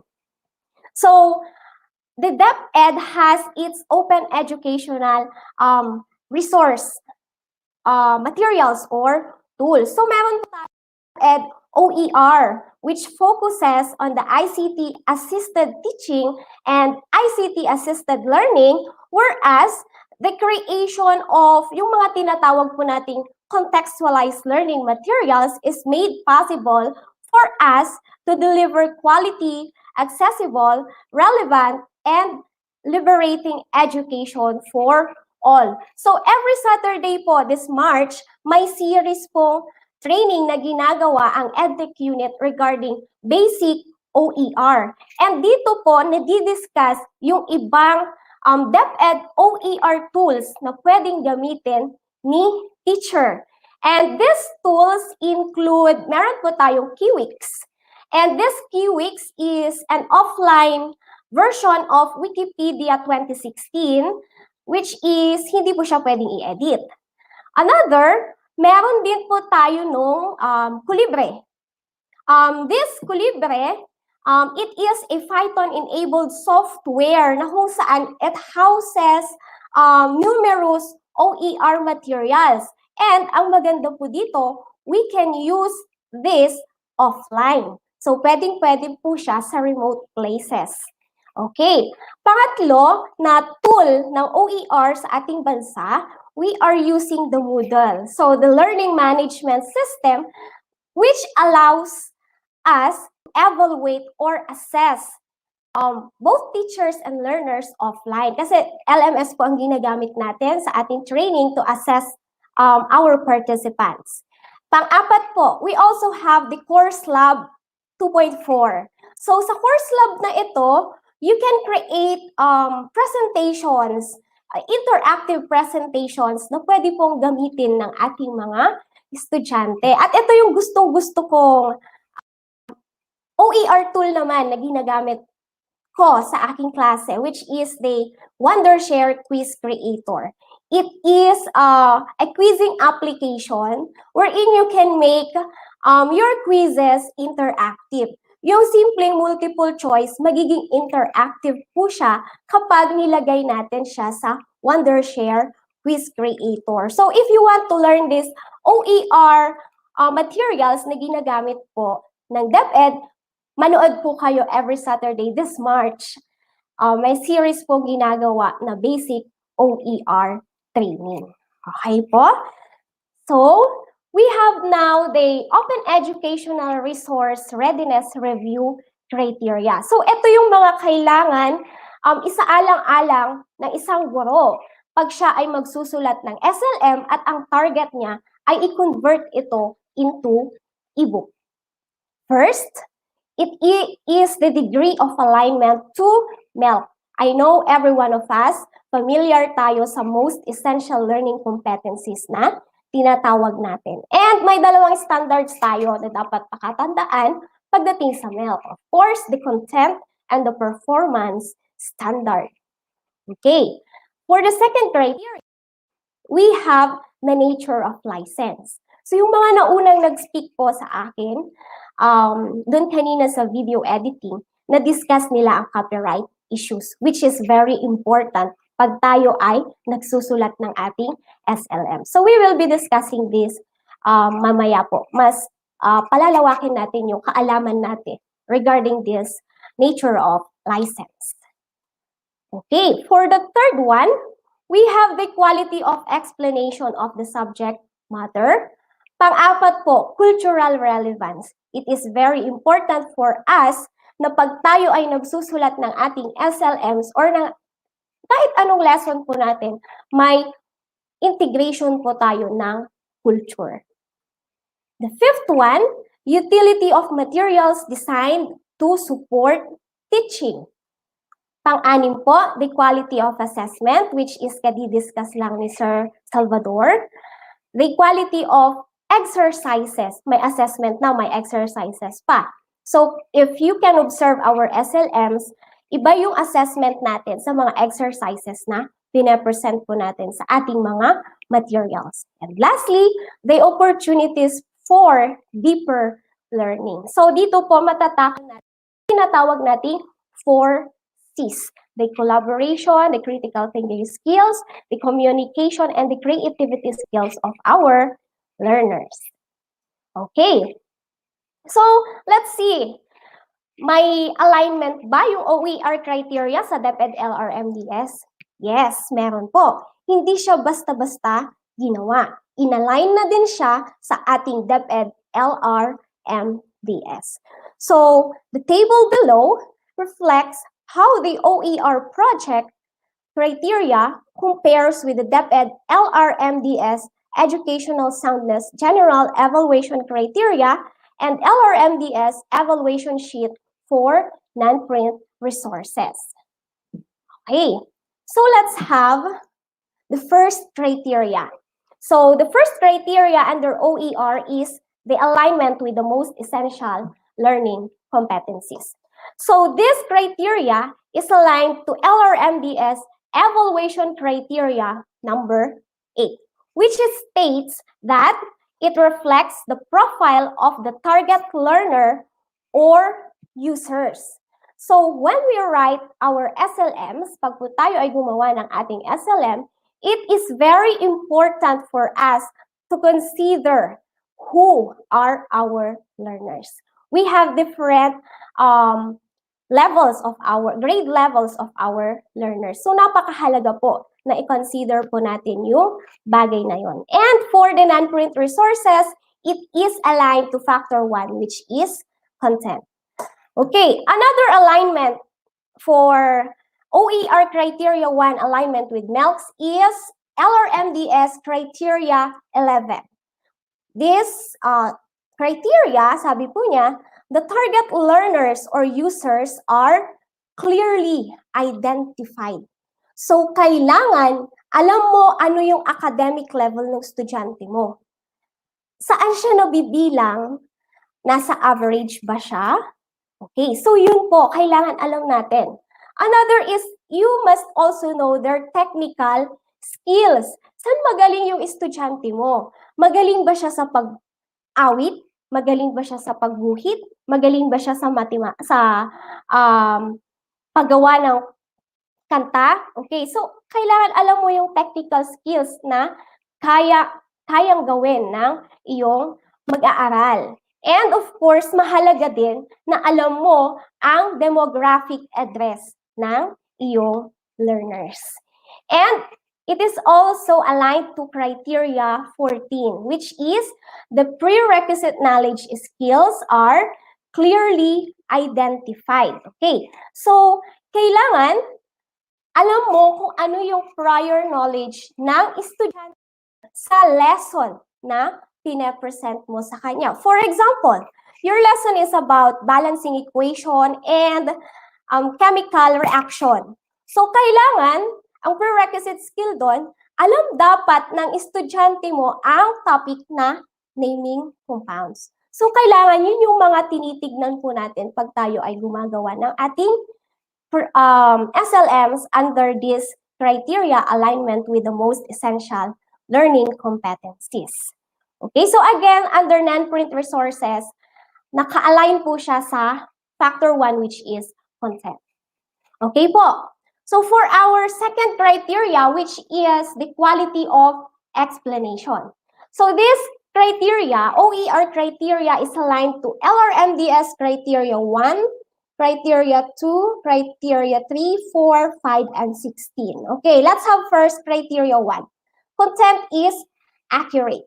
Of course, it is very important for us that the ideas presented sa ating pong SLMs ay totoo, it is true and correct. Okay, so lagi po natin pakatatandaan yun. The second one, it supports learners' deepening of knowledge. So, explanation doon sa self-learning materials natin, it will broaden the understanding of our learners in a given topic.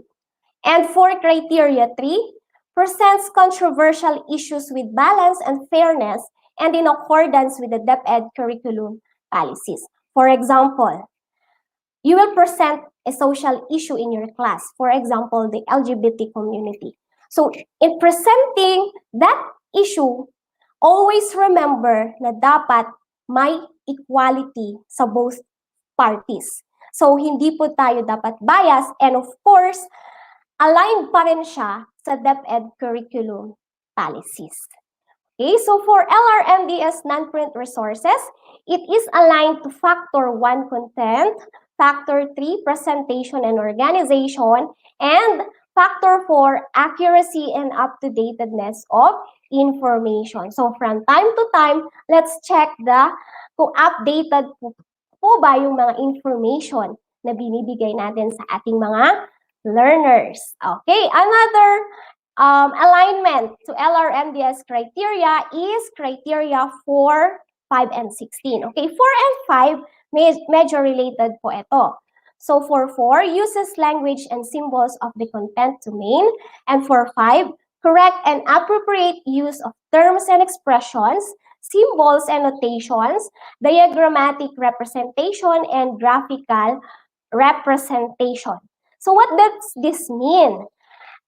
It means na kung tayo po ay maglalagay for example, sa language na gagamitin natin, sa symbols na i-represent natin, sa diagrams as well as sa graphics na i-represent po natin, kailangan alam natin yung level, grade level, or yung level ng student natin. So, hindi siya ganun kasimple para sa grade level niya at hindi din kahirap para sa grade level niya. So, tamang-tama lang para sa kanilang grade level and also as well as their academic levels. And last po is the LRMDS criteria number 16.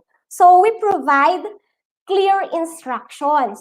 So, of course, kailangan when we give instructions or directions to our learners, the purpose, the process, as well as the intended outcome, kailangan nadidiscuss po natin yun ng mabuti sa ating mga learners. So, same lang po siya sa non-print resources criteria. So, factor 1, 3, and factor 4. So, in terms of cultural relevance naman po, so, cultural relevance criteria under OER is aligned to LRMDS evaluation criteria number 22. So it says there, equivalent or alternative access to information is available for learners with diverse needs. So sa isang klase po, alam natin yan, diverse po ang ating mga learners. Magkakaiba po yan. So first, identical content or activity is presented in different modalities.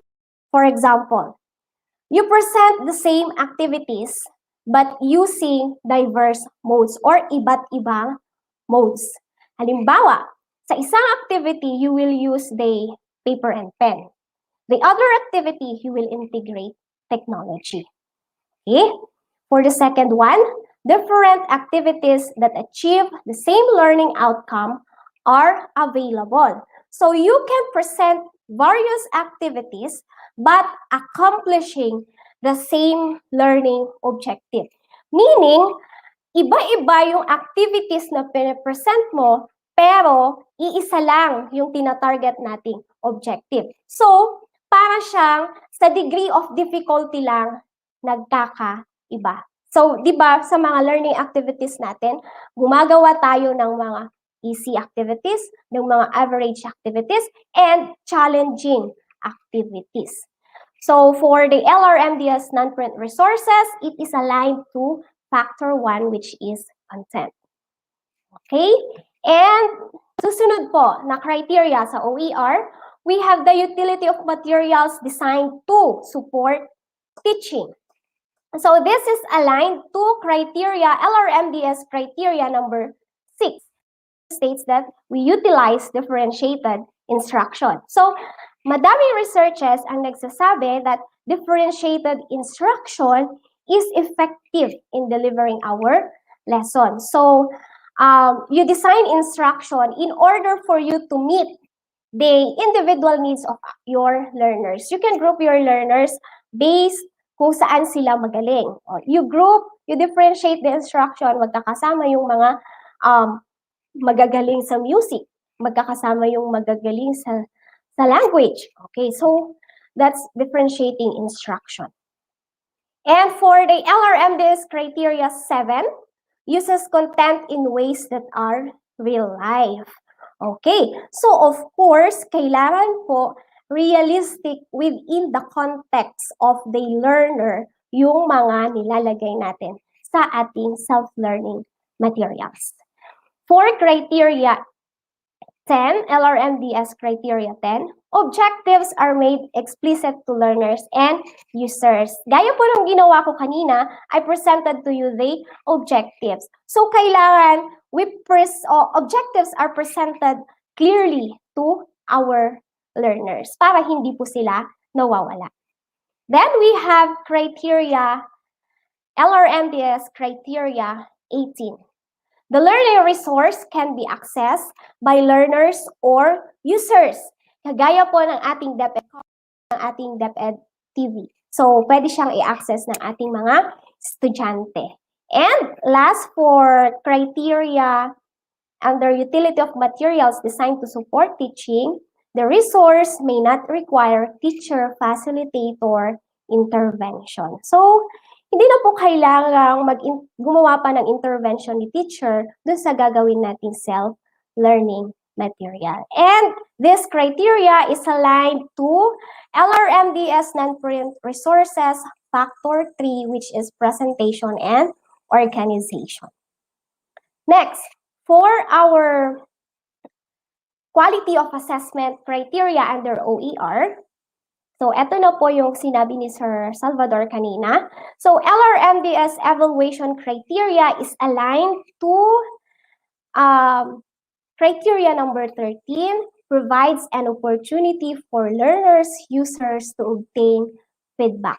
So, napakahalaga po na mag-provide tayo ng feedback sa ating mga learners. So, it is important to give comments sa output ng ating mga estudyante. Kahit nasa pandemic po tayo, alam ko, we are giving feedbacks to our learners. Maparaan ng teacher. So, we have our group chats na pwede nating isend o kaya i-PM sa kanila yung feedback natin sa mga ginawa nila. Or, since high school po kasi ako, minsan nakakapasok ang mga estudyante para kumuha. So, doon nagkakaroon ng feedbacking. Okay? And for the quality of exercises, okay, o kaya naman dun sa feedbacking, pwedeng sabihin na natin sa parent niya or kung sino mang kukuha ng kanyang module yung ating feedback. Okay, so let's have the quality of exercises. So we have the LRMDS criteria number 11. The target learners or users are clearly identified. So, sabi ko nga kanina, alam mo dapat yung academic level ng bata. Alam mo yung technicals ng bata, tsaka yung kanyang demographic address. Para alam mo kung hanggang saan lang yung exercise na ibibigay mo sa kanya. And we also have criteria 12. Content is structured to scaffold learning. So, tinatawag natin scaffolding, which is providing support to our learners throughout the lesson. So, magbibigay tayo ng support sa ating mga learners sa lessons na pinapresent po natin sa kanila. And for criteria 17, learning and information design is intuitive. For example po, may binigay tayong exercise. So, the user knows what to do and how to do it. So, mahalaga po yun. Kailangan alam niya kung anong gagawin niya at kung paano ang gagawin niya sa binigay mo exercises. So, kailangan maging clear tayo sa pagbibigay ng instruction sa ating pong mga learners. Okay, and for the last two criteria, the nature of license and the opportunities for deeper learning. So kung papansinin po ninyo, wala siyang alignment sa ating DepEd LRMDS criteria. But this doesn't mean na hindi po kailangan i-consider ang criteria na ito. So we need to consider this criteria para pumasa po tayo sa evaluation at ma-convert natin yung ating SLMs into ebook. Okay po. So, let's now have the rubrics for the OER readiness review criteria. So, okay.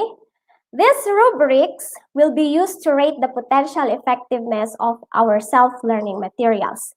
Each rubric should be scored independently of the others using the following 5 scores that describe the levels of potential quality, usefulness, or alignment to standards. So, meron po tayong 5 rate na pwedeng makuha pag evaluate yung ating self-learning materials. We have 4 for superior, 3 for strong, 2 for limited, 1 for weak, and 0 which is not useful. Of course, ang ita-target na natin if we are going to write our SLMs ay yung makuha natin yung 4 na rating or the superior. Kasi pag 4 po yung rating natin, i-convert natin agad yan sa ebook. So pag strong naman, may medyo konti lang na babaguhin. Pero kapag 2, 1, and 0, so kailangan po nating palitan ang major parts ng ating self-learning materials. Okay, so isa-isahin po natin. Criteria 1, alignment to BELT or the most essential learning competencies. So sinabi ko sa inyo kanina, may dalawang bagay na isasaalang-alang tayo pag ginawa natin ang criteria na ito sa ating self-learning materials. We consider the content and the performance standards. Okay, halimbawa, your standard is for you to discuss what is evolution. And for your performance standard, you are going to gagawa ng poster ang mga estudyante. So, doon dapat naglalaro yung nilalaman ng ating self-learning material. Doon sa content at performance standards na nabanggit ko. Okay? Para magkaroon po tayo ng rating na 4, ano yung mga dapat nating consider na indicators? Okay? So, we have 2 indicators na kailangang ma-meet. First, all of the content and performance standards in the most essential learning competencies are completely addressed by the self-learning material.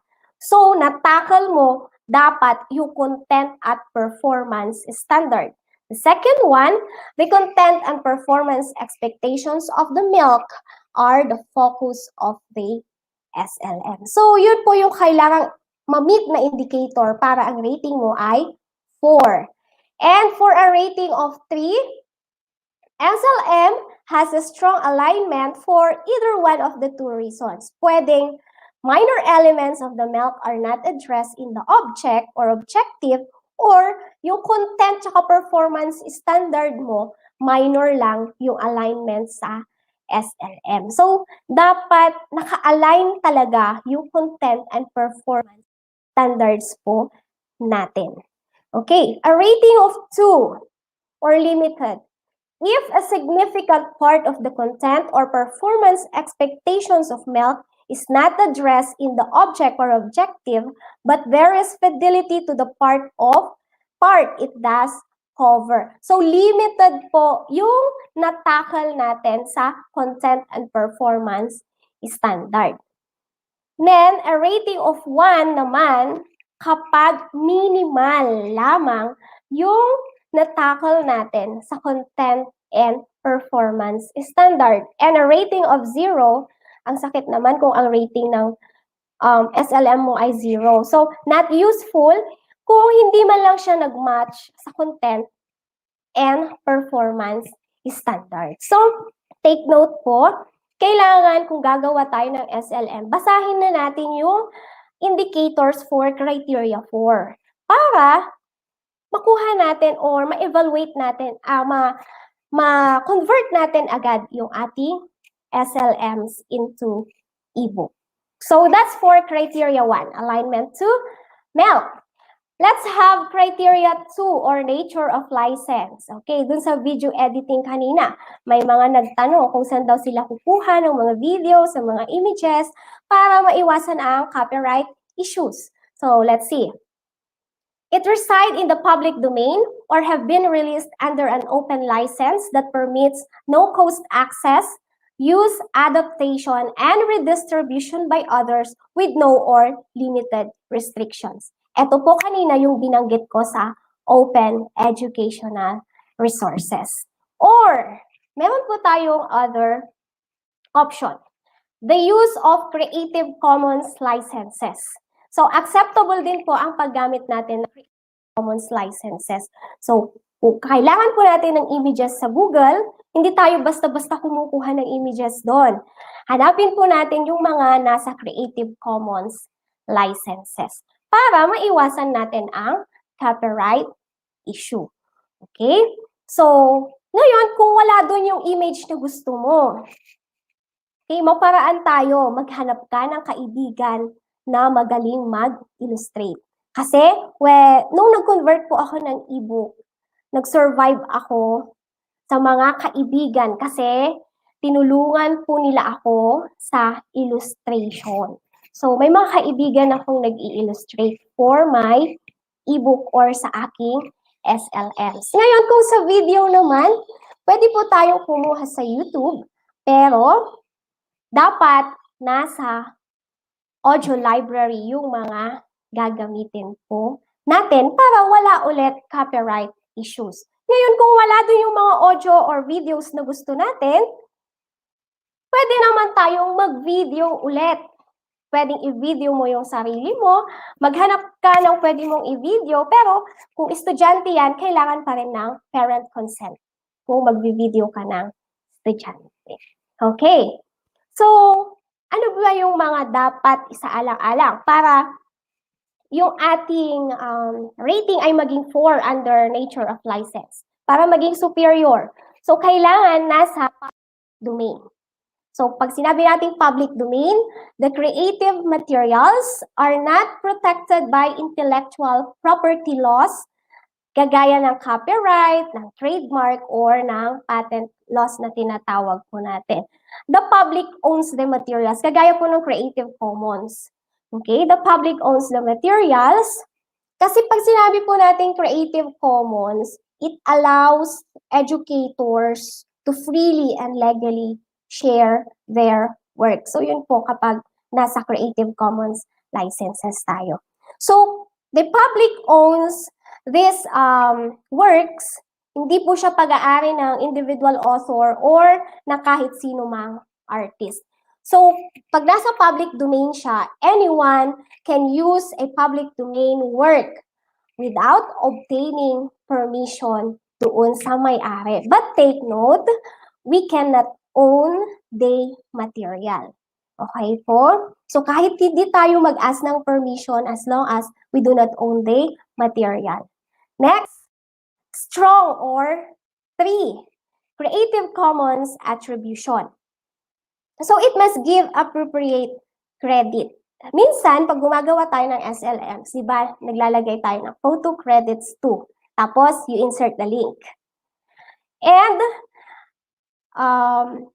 you also indicate kung mga may binago ka, di ba? Modified from.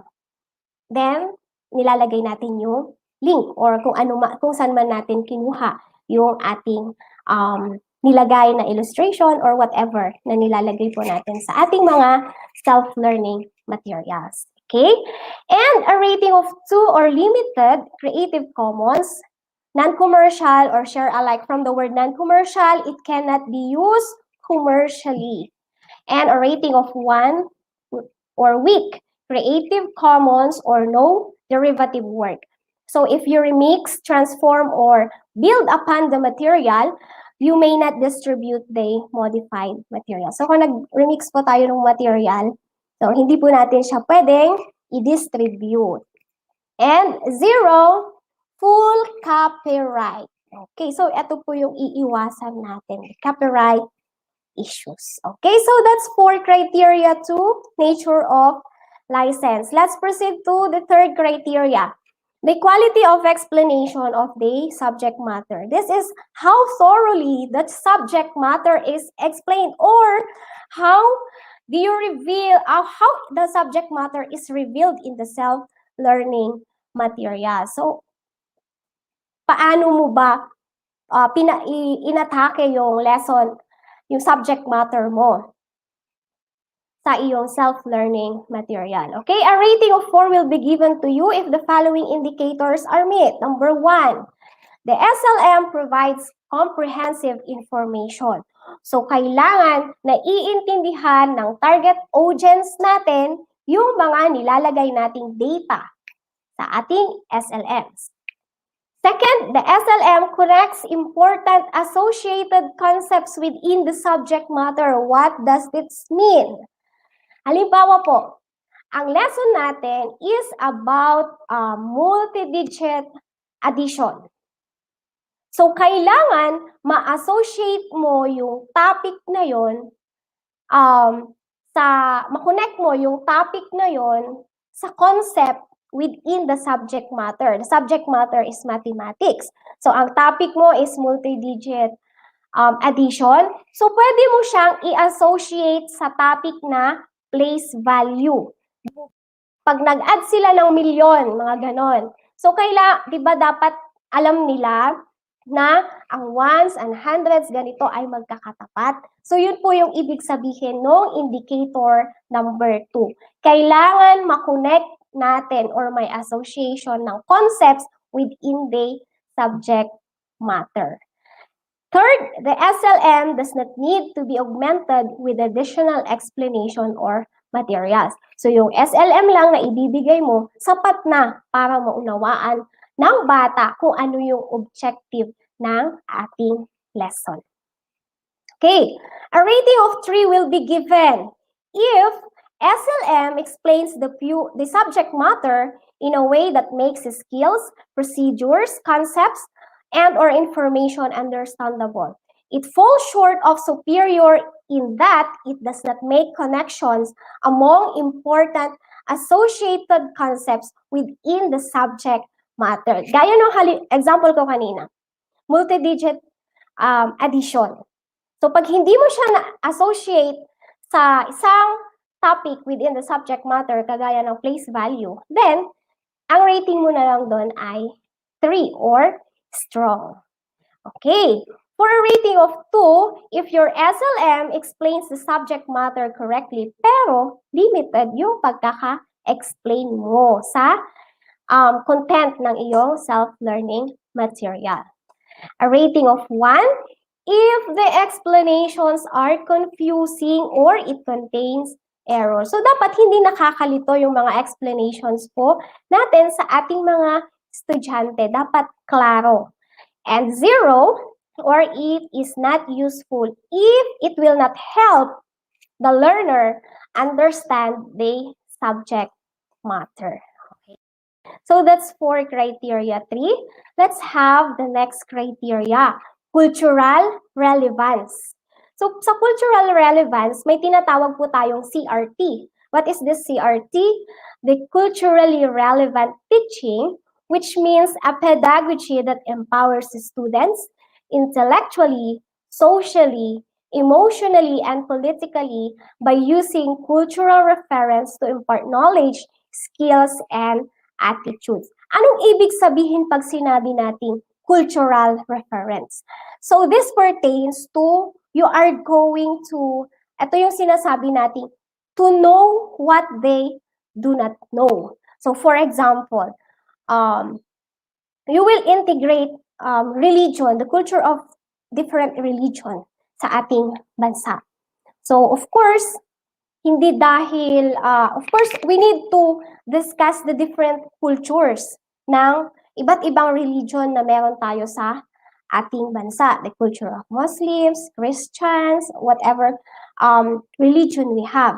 So, i-discuss natin yon kasi there are students na hindi alam kung anong kultura ng isang religion. So, that's the time na pumapasok doon yung tinatawag nating to know what they do not know. But take note, my dear viewers, participants, kailangan na ma-maintain ang respeto ng mga estudyante sa culture ng bawat isa. So, ang ibig sabihin lang po nun, we are empowering our students to become, to maintain the integrity of the culture while they are academically succeeding. So, ulitin ko po, we are empowering our students to maintain culture integrity while they are succeeding. Pag tayo po ay nag-i-integrate ng culture sa ating mga self-learning materials.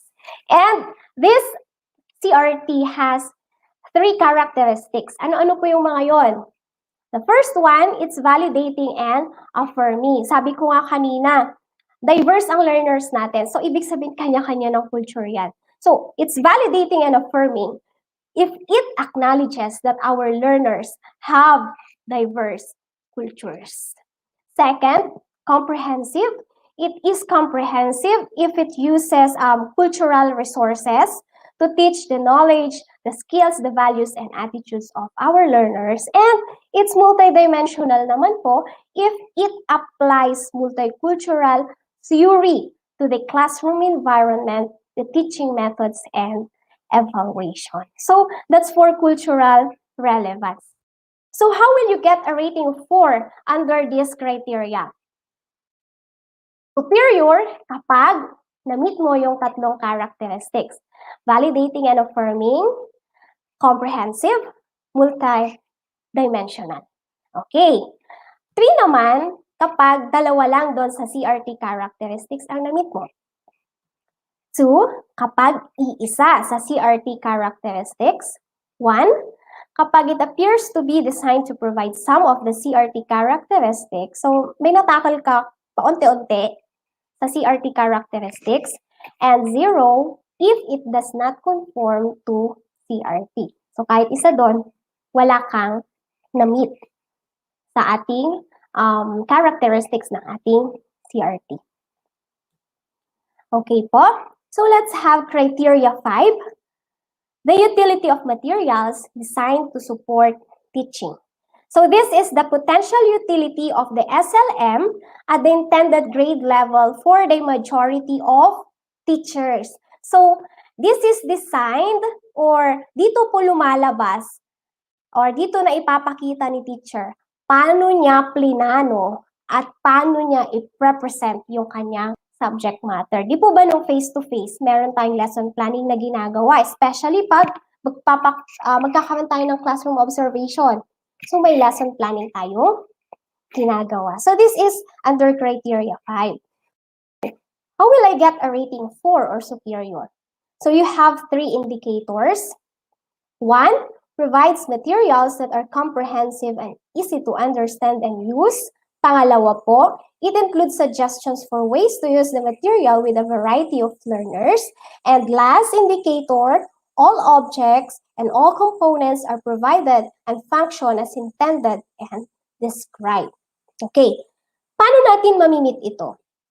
For example, in your SLM, nakapresent po doon yung time frame. So, di ba nagpaplano po tayo? So, mahalaga na meron yung time. Sa lesson plan natin, di ba minsan nilalagay natin, for my review, I will allot 5 minutes. For my discussion, 20 minutes. For my assessment, 10 minutes. For the presentation of my learners, ganito. So, that's one of the pwede nating ilagay para magkaroon tayo ng rating na 4. The other one is for us to ilista po natin lahat ng mga materials na pwede po nating gamitin. Okay? So, kung kailangan nila ng paper, so ilista po natin. Kung lahat ng mga materials na kailangan nila ay dapat nakalista and kailangan may clear explanation po tayo. Okay?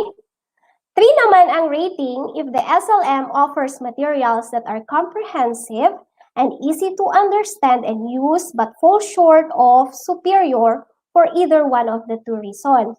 Pwedeng the objective includes suggestions for ways to use the materials with a variety of learners, or some of the core components are underdeveloped in the object. O kaya naman, hindi natin nailagay yung mga materials na kailangan ng ating mga learners, or wala tayong clear instruction na present sa ating mga estudyante.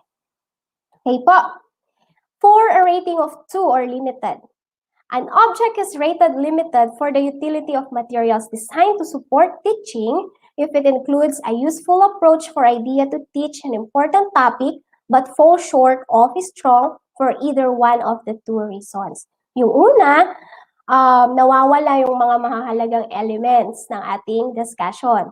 Pangalawa, important elements do not function as they are intended to.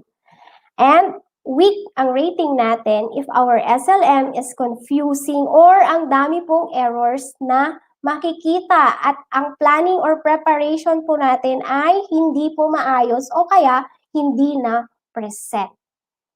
And 0 or not useful, simply not useful po yung ating SLMs pag ganun. Okay, for criteria 6, assessment. Okay, quality of assessment, hindi nawawala yan kapag kahit sa face-to-face may assessment po tayo ginagawa. So this is the property of the process of documenting and using empirical data, the knowledge, skill, attitudes, and beliefs to refine programs and improve student learning. So this part, ang assessment, it is designed for us to determine what the student know before, during, and of course, after the presentation of our SLMs. Diba? Meron po tayong pre-test, post-test, meron pa tayong mga formative assessments. Okay, paano magkakaroon ng rating na 4? Medyo madami-dami ang indicators natin. 1, assessment aligns clearly to the objectives. So, kailangan kung ano yung nasa content standard and performance standard natin, yun yung ina-assess po natin. For example, your objective is to discuss evolution and your performance task is pagawan sila ng poster, then dapat nasa assessment po natin yun. So pag dumating tayo sa assessment, go back to your objectives para alam po natin kung ano ang dapat nating i-assess and for us to know nakuha ko ba or na-target ko ba yung objectives ko? Kasi baka mamaya, hindi pala. Okay. The second one, nothing is assessed that is not included in objectives. So, sakto po lamang ang ating i-assess. Kung ano yung nasa objective natin, walang labis, walang kulang. Yun lang ang i-assess natin. Third one, the most important aspects of the expectations are targeted. 4, The assessment modes used in the object require the student to demonstrate proficiency in the intended concept or skill. Ang dami pong na-discuss kanina ng unang speaker bago po ako regarding assessment modes na pwede po nating gamitin. Pero take note, kailangan na mi-measure yung proficiency ng ating mga estudyante dun sa skill or concept na gusto po nating i-evaluate sa ating mga learners. So, pwede po tayong gumamit ng group work na assessment o kaya selected response na assessment or the long and short constructed response. So, yung mga yun po. Lastly, level of difficulty is a result of the complexity of the subject area, content, and performance expectations, and of the degree of cognitive demand. Okay, a rating of 3 will be given to you. Your SLM evaluates all the content and performance expectations, pero ang assessment mode na ginamit natin, it does not measure or evaluate the proficiency of the learners. So, kailangan naka-stick pa rin po tayo sa content and performance standards po natin. Okay? 2 or limited. SLM assesses some of the content or performance expectations, pero may mga tinanggal po tayo na kailangan ma-assess natin. Okay, so again, babalik at babalik po tayo sa content and performance standard natin or sa ating objectives pag tayo po ay mag-a-assess na. And 1, if the SLM assessments contain significant errors. A rating of 0 or not useful naman. 0 naman kung hindi maayos or hindi makakatulong yung ating assessment sa quality of sa ating SLMs. Okay. Ayan, criteria 7. The quality of exercises. Bakit ganun may assessment na may exercises pa? Of course. Di po ba kahit nasa face-to-face tayo, madami tayong exercises na pinapresent sa ating mga learners. The availability of these practices strengthen the specific skills and knowledge. So anong gamit ng ang daming exercises? The purpose of these exercises is for us to deepen the understanding of our learners sa subject matter. So kung papansinin po ninyo yung ating mga SLMs, yung ating modules, di ba? Ang dami pong nakapresent na exercise. Kasi ito ay para ma-practice nung bata yung skill na gusto nating maintindihan po niya. So yun po yun, kaya madaming exercises na nakapresent. So, a rating of 4 or superior if the object offers more exercises than the needed for the average student. So kung mas madami po tayong present na exercise kesa doon sa for those average students, so 4. Another indicator is the exercises are clearly written and supported by accurate answer keys. So, di ba sa module natin, nasa likod yung answer keys or yung key to corrections po natin. And lastly, there are a variety of exercise types. Baka naman po yung type na exercise natin ay true or false all throughout. Wag naman. So, kailangan iba-iba yung i-present natin. Especially pag e-book na yan, madami po tayong makukuha sa book widgets. Okay, na-discuss na din po ng DepEd EdTech yung book widgets before. So, madami tayong makukuha doon, no? Pwede po natin gamitin. And those are very interactive. Next, a rating of 3 or strong. SLM offers only a sufficient number of well-written exercises to facilitate mastery of targeted skills. So, ibig sabihin, enough, sakto lang yung nating exercises sa ating mga learners. Okay? A rating of 2 or limited. SLM has some, but too few exercises to facilitate the mastery of the targeted skills. Tapos nakalimutan yung nilagay yung inyong answer keys. Okay? A rating of 1 if the exercises provided do not facilitate the mastery of the targeted skills. So, babalik at babalik pa rin po tayo pag gumawa tayo ng exercises sa ating objectives. And lastly, there are errors in our SLMs in terms of exercises. And last criteria, the opportunities for deeper learning. So, I know we are familiar sa 4Cs natin. So, this part, the potential of the SLM to develop the following. Think critically and solve complex problems. So, kailangan sa SLM natin, madi-develop ang critical thinking skills and problem-solving skills ng ating mga estudyante. Next, work collaboratively and communicate effectively. So, in this one, kailangan pa-practice ang collaboration and communication skills ng ating learners. Construct viable arguments and critique the reasoning of others. And of course, apply discrete knowledge and skills to real-world situations. Ito yung paborito ko sa SLM.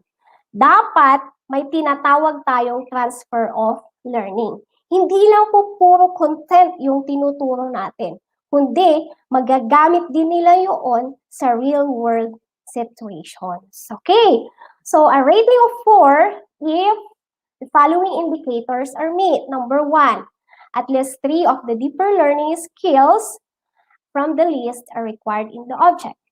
Second, the object offers a range of cognitive demand and appropriate scaffolding and direction are provided. Andyan ulit yung pagbibigay natin ng guidance sa ating mga learners. So a rating of 3 or strong if the SLM includes 1 or 2 deeper learning skills identified in this rubric. 2 naman, kapag isa lang doon sa mga 5 nabanggit kanina, ang na-tackle natin. 1, if it appears to be designed to provide some of the deeper learning opportunities identified in this rubric. And 0, if it is not useful. So again, yun po yung ating 8 criteria na dapat i-consider pag gumawa tayo ng SLM at gusto natin siyang i-convert sa ebook. So with that, thank you so much and God bless po. So again, I am Teacher Minerva from SDO Pangasinan 2. So let me share to you the quote of Brian Herbert, the capacity to learn is a gift, the ability to learn is a skill, and the willingness to learn is a choice. So nasa atin po kung gusto nating matuto. So with that, thank you so much po sa ating lahat.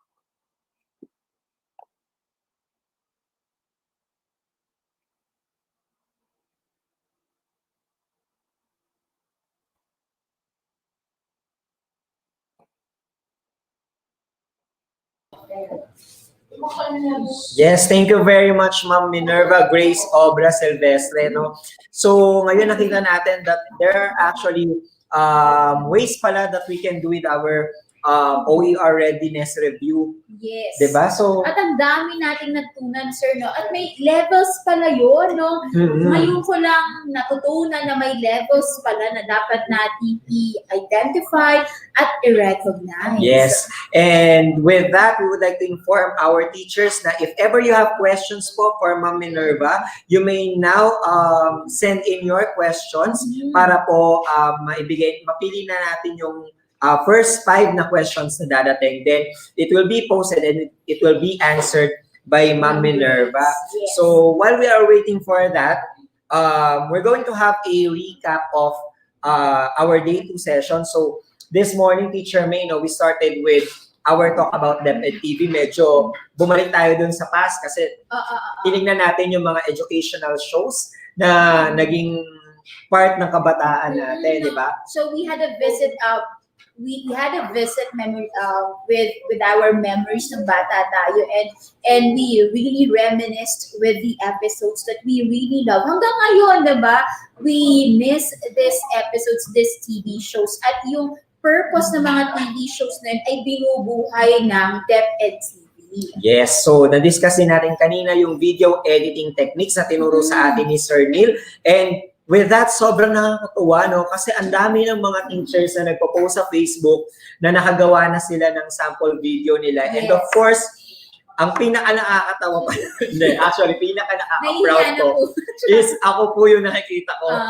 So, alam mo naman sa Facebook, di ba, may auto tag. So, every time yata na nakikita ni Facebook yung mukha ko, automatic na auto tag ako, nanonotify ako na merong mga teachers na nag-upload ng mga video nila. And sana po one of these days, no, alam naman namin na mahirap ang video editing. Hindi yan pwedeng aralin in one day. It is actually a skill na kapag pre-practice, talagang matututo tayo kasi parang it's a process na habang nagtatagal, doon ka natututo. And then what did we learn with the video editing techniques by Sir Neil, no, na hindi lang tayo nakukulong sa pagtuturo. Right now, no, we have to adopt to different skills at eto nga na video editing. Kasi nga, in the future to come, no, hindi naman natin kailangan na face-to-face na naturuan yung bata. Though it helps and though it's a different feeling sa bata, na face-to-face ang teaching. Pero we will come to a time na talagang kailangan din nating mag-adapt sa pangangailangan ng panahon.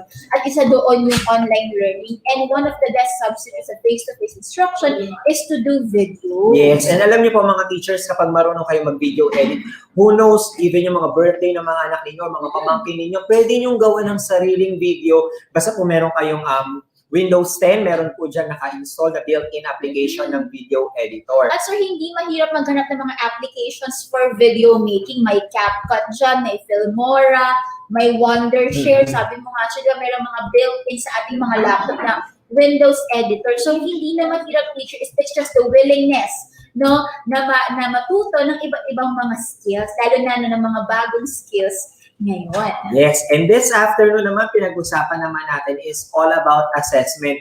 And nag-focus tayo for the online assessment kasi alam naman natin na ito yung kailangan ng mga teachers and ng mga students natin na diniscuss sa atin ni Sir Bad, sinimay-himay, in-specify kung paano natin mas mapapaganda pa ang online assessment. Tsaka talagang in-emphasize ni Sir Bads na even nasa online teaching tayo, importante pa rin na na-assess natin yung mga estudyante natin. Ayan. And syempre, yung pinaka-last topic natin, aantayin muna natin yung mga questions bago tayo magpunta dun sa ating wrap-up sa topic ni Teacher Minerva. Pero definitely, Ma'am Minerva really gave a comprehensive presentation. Thank you, Ma'am Minerva. Yes, even if nasa Pangasinan Yes. siya ngayon.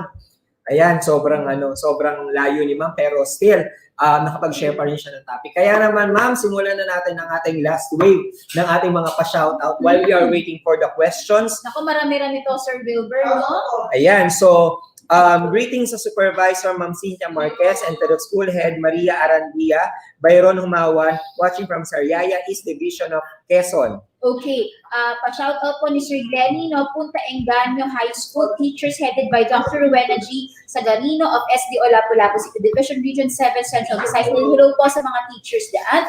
Pa-shoutout din po sa mga Lapu-Lapu City 0365 Rangers, Coders, and Team Casters. Hello po sa mga teachers ng Kaunlaran High School, lalo na mga school staff nila, at ang kanilang principal, Dr. Cristina. Opo. Of course, Batasan Hills National High School with their principal, Dr. Proceso T. Lera, and the TLE department from Ma'am Mari Chu Hite. Ayan. Then, shout out din po sa Del Pilar Elementary School, Alicia East District SDO Isabela from Sir Denmark. Pa-shoutout din po sa SDO City of Valenzuela, teachers of Manita Elementary School, Central District Supervisor Dr. Teresita A. Pangan, School Head Ma'am Melissa A. Espinosa, Assistant Principal Elizabeth B. De Castro, from Ma'am Shelani Nasilia. Ayan. Hello din po sa mga nasa Tala Elementary School, Caloocan at Caloocan National High School. Pagbati po from Sir Joey Villanueva. And also sa Kaybiga Elementary School Division of Caloocan City, headed by Mrs. Lilia S. Oprin. Okay, hello din po sa mga NAPI teachers ng Quezon National High School. Head teacher po nila si Ma'am Maria Donna Josejo. School principal po si Ma'am Feliza B. Quevada. Ayan, from Sir Glenn Cacho Garce, watching from SDO 1 Pangasinan.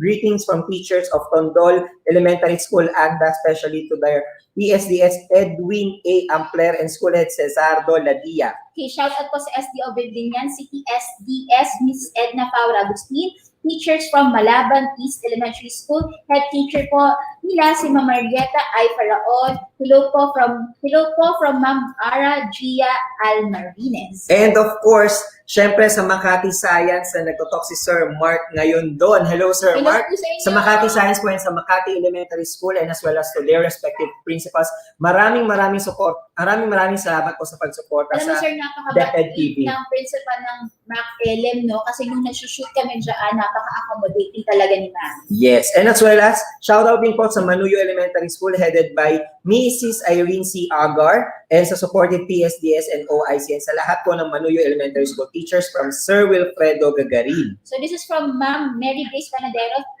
Hello po sa mga teachers ng San Roque National High School. Happy birthday daw po kay Ma'am Rania Banes, school head po nila. Hello din po kay Ma'am Eva Marie Escambe, PSDS Lucia ng Victoria District of ETUlay Laguna.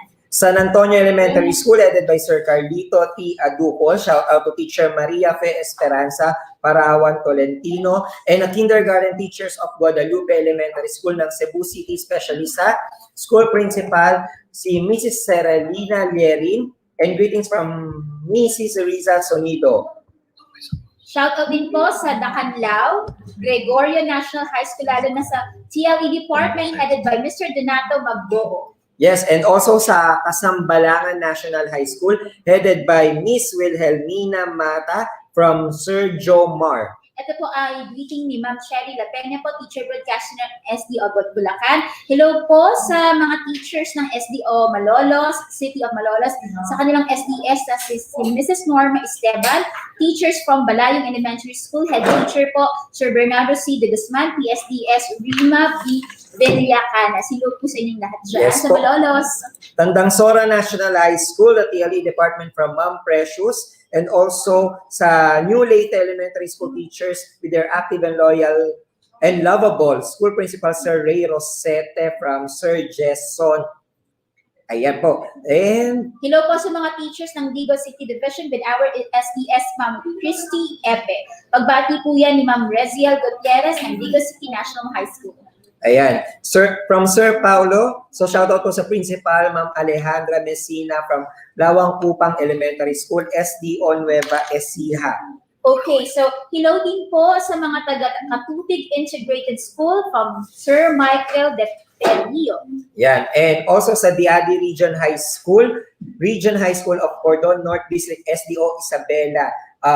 And Team Salido, thanks po. And avid supporter of EdTech Unit si Sir Jos Dado. Hello po sa mga teachers ng division ng Carcar City, kasama na rin po ang mga subject specialist, program supervisor, lalo-lalo na kay Mrs. Maria Luz Arhabilin, and of course kay Dr.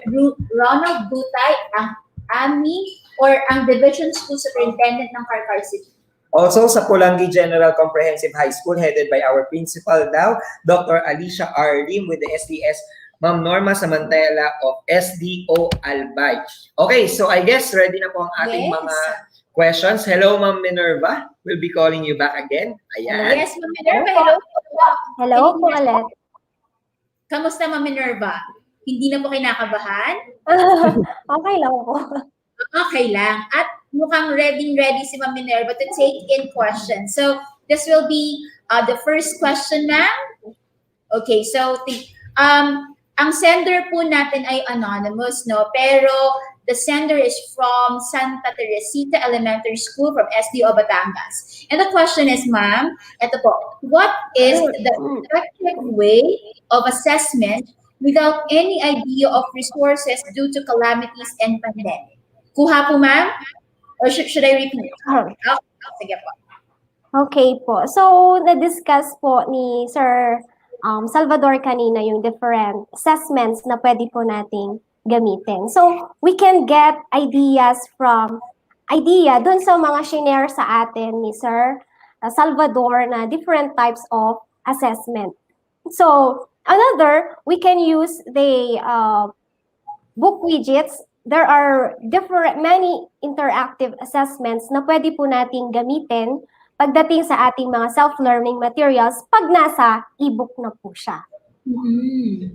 That is right, Ma'am Minerva. And I think, no, even we will be confronted with different situations and scenarios, there will be an appropriate assessment, di ba po, no, Ma'am Minerva? So it is in the disposition. No, it's in the decision of the teacher what the assessment would be given the scenarios and the unique situations in his or her locale. Yes, ma'am. Okay, Sir Jeff, for the second question. Yes, ma'am. For our second question, so from George Payot Jr. of Leonardo National High School, Zamboanga del Sur. How open educational resources can benefit the society today? O, ma'am, pang-pageant yan. I agree. Hello po? Nakamute po si ma'am. Sorry, nakamute. Ano Okay po, po. Okay po. So, sabi ko nga po kanina, ang OER, it's very beneficial. Bakit? Kasi, ang unang kino-consider kasi natin when we are writing our SLMs ay yung copyright issue. Tama po. So, kapag sa OER po natin kasi kinuha yung mga materials na ilalagay natin sa SLMs, wala po tayo yung copyright issue. Kasi nga, naka-public domain po yung ating mga materials doon. So, that's one na benefit ng OER.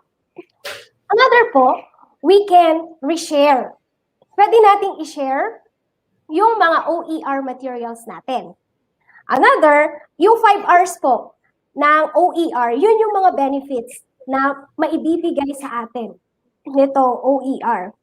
We can retain, we can reuse, we can revise the materials, remix, and redistribute. And very helpful po ito sa mga nasa last mile schools kasi we can use it offline. Ayun. Very good. That's a very good way to answer it, Ma'am Minerva. Now let's go on to our third question. Okay, so this is from Mark J.B. S. Viano of Alejandro F. Oliga National High School, Pangasinan, too. Okay. So this is the question for Ma'am Minerva. How can we assure that the academic honesty or integrity in making those educational, how can we be assured that the academic honesty or integrity is in the making of those educational resources po? So, paano po natin masisigurado na yung mga ginamit ay may the academic honesty and integrity in making those educational resources. So, makikita naman po kasi natin kung ang isang material ay kinuha lang sa Google o kaya ni YouTube. Di po ba? Mapapansin yan. Kagaya nung nagpa-illustrate ako kay Teacher Maria Teresa na illustrator ko. Nagpa-illustrate ako sa kanya. Sinend ko sa kanya yung image. Sabi niya sa akin, galing po yun sa in-evaluate ko from the central office. Sabi niya sa akin, "Ma'am, parang galing ito sa Google site." Sabi niya. So, ma'am, paano mo nalaman? Ma'am, makikita mo lalo na kung illustrator ka. Mapapansin mo talaga kung may pinagkuhanan siya. So, ang sabi niya sa akin, "Ma'am, i-illustrate ko na lang ulit kasi baka ma-copyright issue tayo. Ilalagay pa man dito sa DepEd Commons." So, sabi ko sa kanya, "Okay, ma'am. So, kung ano yung alam mong makakabuti, then yun po ang gawin natin." So, talagang napakalaking issue pala talaga, sir, yung copyright ngayon, no? Yes, ma'am. So, dapat nag-iingat po tayo doon. Yes. So we will now proceed po with our fourth question. So our fourth question, ma'am, is from Maria Teresa A. Caballero of Linao Elementary School, Talisay City. So what is the difference between OER and other free online resources? Can these OERs be high quality if they are free? Very good question. Okay po. So, kasi pag sinabi po nating open educational resources, so, kasi yung mga open educational resources po natin, we can freely use these materials. Same as doon sa mga online resources na ginagamit po natin. Kasi dito po sa OER, kung may kinuha kang material, pwede pwede mong i-modify yung material. Kahit hindi ka humingi ng permission doon sa may-ari. Ngayon po, sa free online resources, pwede tayong kumuha doon, pero make sure po na wala pong copyright issue yung mga nasa online resources. Kasi hindi dahil nasa free online resources po siya, ay pwede nating i-duplicate yung mga materials na yon. Yes, ma'am. Ma'am, I have a clarification po. So yung OERs are resources that are licensed free. Hindi rin po tayo nakaka-copyright kung i-modify yun, di ba? Yes, ma'am. Kasi sige ma'am, go po. Kasi meron tayong characteristic ng OER na pwede nating i-share, pwede nating i-modify. Pero can we, example ma'am, ang OER ay gawa ni Sir Jeff. Should we attribute the work to Sir Jeff or okay lang po na hindi na natin siya i-mention? As long as naka-public domain. Pero with respect to Sir Jeff, syempre, ilagay din naman po natin. Kaya pala yung mga videos ngayon na nag-alit. Yes po. Pag nasa public domain po kasi siya, pwede natin siyang kunin. Pinablic domain po nung speaker kanina yung video. So, hindi, okay lang naman po. Nagbigay ako ng permission. Okay, so let's now proceed to our fifth question. Okay, hinihintay lang po natin i-flash ang ating fifth question. And this will be the last question, Ma'am Minerva. Okay, so this is from Sir Fernando Lopez of Mangsil of Reina Mercedes National High School, Isabela. How can we assure that our learning materials encourage active learning and active participation to our learners? Okay po. The integration of OER, kung tayo po ay nanonood every Saturday sa training ng basic OER, so yung pag-integrate po natin ng OER doon, makikita natin yung active engagement ng ating mga learners pag ginamit po natin yung mga software applications na yon. So makikita mo talaga mag-uunahan yung mga bata sa pagsagot. Mag-uunahan sila to present their outputs using these learning materials. Lalong-lalo na ako high school na yung hawak ko and I use the Wheel of Fortune and the Who Wants to Be a Millionaire. Makikita mo talaga yung mga bata naghihiyawan, nag-uunahan. So makikita mo po doon yung active participation ng ating mga learners. So it's nice to know na may mga gamified OERs din pala, Ma'am Minerva, no? Na kahit gamitin mo okay lang, hindi ka ma-red flag, no? Okay lang pala. Okay, so that's a good thing to know. Yes, ma'am. So before we conclude, Ma'am Minerva, would you like to give any last tips or any message sa lahat po ng umattend sa ating day 2? Okay po. So for those na nahihirapan po sa paggawa ng kanilang self-learning materials, I am willing to share. Pwede ko po kayong tulungan. So i-add niyo lang po ako sa social media. Minerva Grace Obra Silvestre po. Pwede pong bumati. Of Sige course. po. Actually, ma'am, mag-ready ka na. Ibigay mo yung Facebook mo. Sabog na nga po yung notification ko. Okay po, so binabati ko po, shout out po sa SDS po namin sa Pangasinan 2, Dr. Danilo Sison. Sa dalawang EPS po namin, sa Math and Science, Dr. Julie D. Guzman and sa Redentor Aquino. Ganun din po sa mga co-teacher ko po sa Cipriano Primicias National High School, headed by Dr. Javelita Oficial, and sa aming assistant principal na very supportive, Ma'am Edna Friheliano po. Sa San Luis National High School, dito po ako dati nagturo. Thank you po sa pagpapahiram ng opisina ninyo. Andito ako ngayon sa school nila, headed by Dr. Janet Balyares. Sa mga OER volunteers po ng Pangasinan 2, Rosales 1 teacher sa Carmen Elementary School, headed by Ma'am Fredeline Pine, and sa Tayug National High School po, Juan Silaya National High School, and Nama National High School. And sa lahat po ng taga Pangasinan po, hello, shout out po sa inyo lahat. Ayan. Thank you po. Thank you very much po, ma'am. So ngayon po, we will now be flashing the evaluation para po sa mga teachers natin so they can evaluate our last speaker. Yes, Ayan. just to emphasize po, this is the official evaluation form for Ma'am Minerva's presentation. Ifo-flash na po yan ng aming technical director. Ayan, so for OER readiness review criteria, so Miss Minerva Grace O. Silvestre, you can now have a screenshot or scan our QR code, or you can log into https://tinyurl.com/ETUinset day 2 Minerva. Okay, sir. Sa mga nahihirapan po still with the registration po sa ating website, no? Konting patience lang po at makakapasok rin po. Actually, marami na nakakuha ng kanilang certificates po doon sa ating presentation kahapon.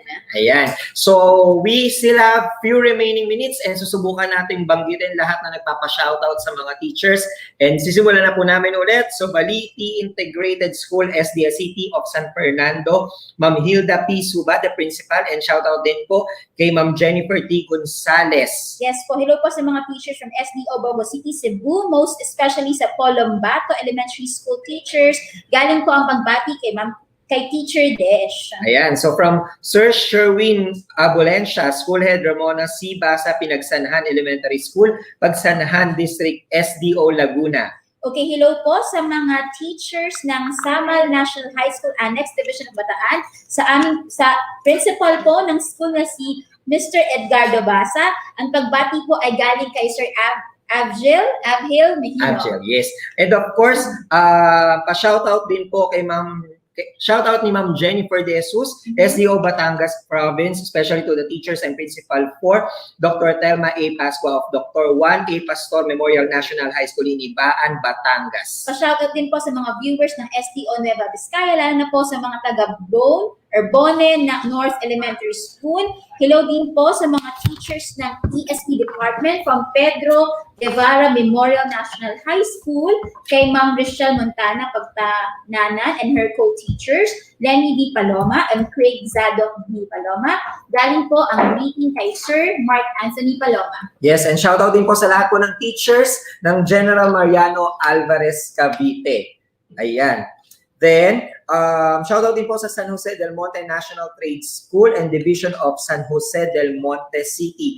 And of course, we would like to greet one of our teacher broadcasters. Yes. Happy birthday, Ma'am Jen Corrales. Happy birthday, ma'am. Hello din po sa mga teachers na Santissima Cruz Elementary School at sa kanilang principal po na si Ma'am Sharlina Rasco, District Supervisor Mr. Luis Hermina. Hello po sa top management ng SDO Laguna. Ang pagbati ay galing kay Ma'am Arlene Tuloy. And greetings po sa lahat ng school heads and district supervisor of Daan Bantayan District 1 of SDO Cebu Province, from Mr. Rodolfo Kapampangan Jr. Assistant to the Principal of Daan Bantayan National High School. Yes. Hello din po sa mga taga SDO Binyan City, SDS Mrs. Edna Paul Agustin, teachers from Malaban East Elementary School head teacher Marietta Ay Faraon. Happy birthday din po kay Ma'am Aster Banta, and the greeting is from Ma'am Aragia Almarines. Hello po. Hello din po sa mga officials ng SDO Navotas. Hello po sa lahat. Hello po, and shoutout din po sa Binabalian Elementary School with their head, Madam Analisa Del Piero. Okay, so tuloy-tuloy po ang ating greetings, no? Nakarating na rin po tayo ng Cebu. So hello po sa mga teachers from District 10, DT Dorano Memorial Integrated School, Danau City Central School, SA Tecala Integrated School, Danau City, Cebu. At pa-shoutout na rin po sa mga teachers from Malapok Integrated School. Yes po, from our teacher broadcaster, Ma'am Mary Shane Mariano, shoutout po sa Parian Elementary School teachers with their head, Miss Carmina Taip. Okay, so maiki-shoutout din po, no, sa pinakamamahal na principal ni Ma'am Eloisa, si Dr. Lorna Rodriguez ng Nagpayong High School, Pasig City, sa kanilang very supportive na assistant principal, si Ma'am Vilma Estadilla, yung kanilang very hardworking na principal, si Ma'am Mildred Serra, yung assistant principal ng senior high school, sa mga masisipag na teachers at master teachers, si Ma'am Luz Reyes and Ma'am Edith Soriente, sa mga teachers po na nanunood, hello po.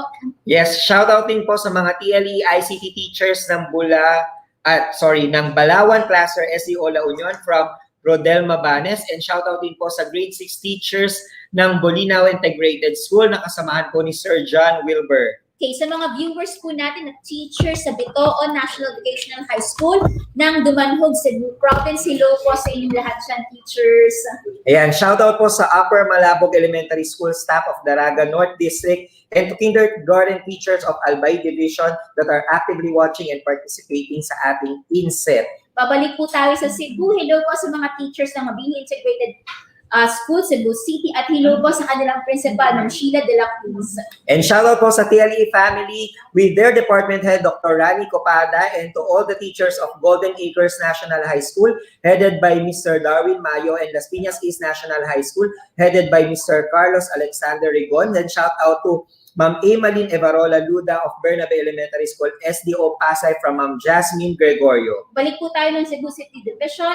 Hello po sa mga teachers ng Don Vicente Rama Memorial Elementary School.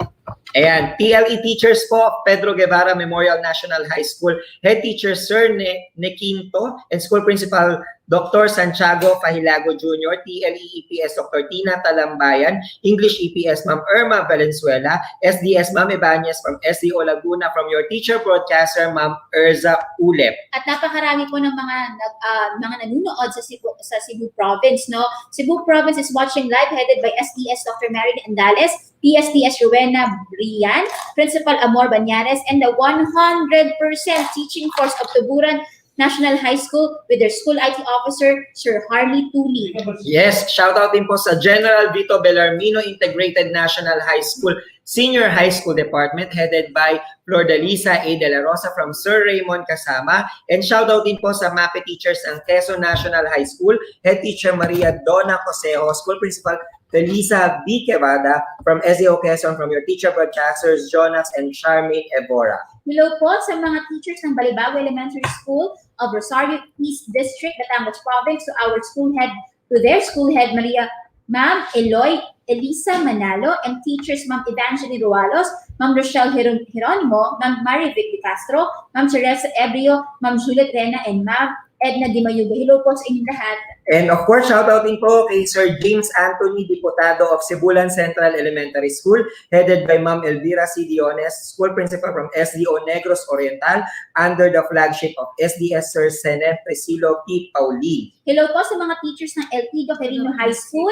SDO Manila, principal po nila ay si Dr. Dante Felizardo, at ang buong SHS department po. Hello po sa inyong lahat. Pagbati mula kay Ma'am Josa Hoble. Of course, another greeting from Ma'am Che Mendoza. Shoutout po sa Baclaran Elementary School Central teachers from Teacher Gina Edosma. And good day to the teachers of Napindan Integrated School from Sir JJ Escolano. And shoutout po kay Ma'am MC Kausaren. Okay, hello din po sa mga teachers ng Family Elementary School and sa principal po nila si Sir Alan Parungaw. Hello po sa inyong lahat. Ganun din po na sa kay Sir Ponciano Francisca and Ma'am Martha May Calacas. Hello po sa inyong lahat, Ma'ams and Sirs. Yes, also shoutout po from Ma'am Alma Lawagan, Antonio Reidor at ng mga guro, then Principal Dr. Sheruel Mamaril, SDO Manila, PSDS Paulo Adorio, and the Superintendent Dr. Magdalena Lim. Ayan. Also, shoutout po from Ma'am Shalani, SDO City of Valenzuela, teachers of Malinta Elementary School, Central District Supervisor, Dr. Teresita A. Pangan, School Head Ma'am Nerissa A. Espinosa, Assistant Principal Elizabeth De Castro, from Ma'am Shalani Nasilia. Okay, sir, hello din po sa mga teachers ng Luzon National High School, lalo na kila Ma'am Belen Avancenia at Sir Leo Beron. Hello din po kay SDS Merlina Cruz ng SDO San Jose del Monte, Bulacan. This is a greeting from teacher broadcaster Mariel Goho Cruz. And of course, syempre, shoutout din po natin to isa sa mga masisipag din na guro. And syempre, napakalapit to sa puso ng isa sa ating mga technical assistant. From Sir Ken Leonard po, Ma'am Maria Teresa Abanilla. Shoutout din po sa Pamplona Elementary School Unit 1 headed by Dr. Miranda and to all the teachers of Tabigyan Elementary School head by Mr. Dianela of SDO Camsur from Sir Darwin Ferran po. Okay, napakarami po ng ating greetings. No, hello po sa mga taga-SDO Laguna, Team Sagana, Team Tililing, Team Weekenders, Weekends, and then sa ating mga TLE teachers dyan.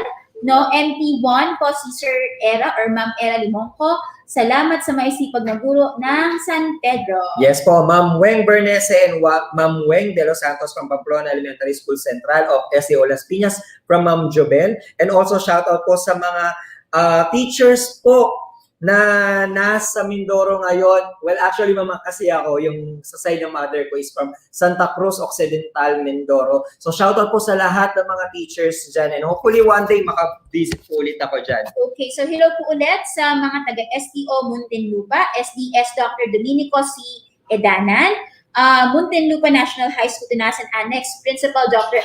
Ador Kerubin, EPS teachers, students po, everyone in SDO Muntinlupa. Greetings po from Sir Sherwin Lomeda. Yes, and of course, sa City of Bogo Science and Arts Academy. So, from Ma'am Nova, so yan po, shout out po sa inyong lahat. And of course, sa amin pong former SDS, si Dr. Loretta Torrecampo of SDS of SDO Pasay, also from Ma'am Angel. Good afternoon po, Ma'am. Ayan. And also, shout out po sa mga teachers from Caloocan City Division, especially Camarin D Elementary School of Dr. Nympha R. Narcisse from Sir Marvin Balingit. Okay, so hello po kay Sir Robert Cristobal, Principal 3, and teachers of Virginia Ramirez Cruz National High School, Pandi North. Greetings po from Sir Marco Manabat. Shoutout din po kay Sir Renz Astrero and as well as shoutout po sa SEO Pampanga, Arayat West District, Lakmit Elementary School teachers headed by Mr. Ronald A. Cater, PSDS, Madam Marites S. Maliari from Sir Mark Anthony. Also, shoutout po sa Kambagahan National High School, Baig City Division from Sir Nestoni Piniero. Ayan. So, actually, a lot of shoutouts po are still coming, but still we have 2 minutes. Oh, we have 1 minute left. Yes, sir. And to finalize this day, sir, what one word could you describe about the day that we have today po? Well, actually, for today, so naalala ko kahapon, I use the term innovation. I think it's about perseverance. Bakit po? Because nakita naman natin we started from DepEd TV, tapos from the video editing. You know what, teachers, there is, if you have the perseverance to learn, then definitely you can definitely go a long way. Kasi alam naman natin that education is a process. So every now and then, pwedeng mag-improve, and as well as the only constant thing in this world is change. Kaya naman, we should learn how to embrace changes, most especially kung magbe-benefit po ang ating mga students. Yes po. And in relation to your answer, sir, my adjective for today is yung willingness, no? It's because all of the presentations for that, almost all the presentations that we have today is more on the new skills, no? And it's in the willingness of the teacher not to remain stagnant, to always welcome changes because they have to really adapt with the needs of the students.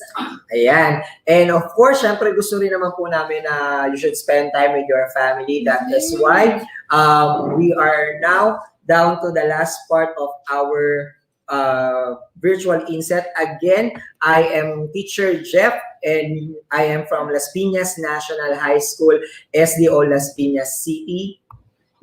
And again, I would like to remind that this virtual INSET is live on DepEd Philippines and on Educational Technology Unit channel on YouTube. I am Ma'am Maria Sevilla from Kaunlaran High School, SDO Navotas, one of your Masters of Ceremony and one of your EdTech specialists. Again, this is the second day of the virtual INSET brought to you by Educational Technology Unit. See you tomorrow. See you tomorrow. Keep safe.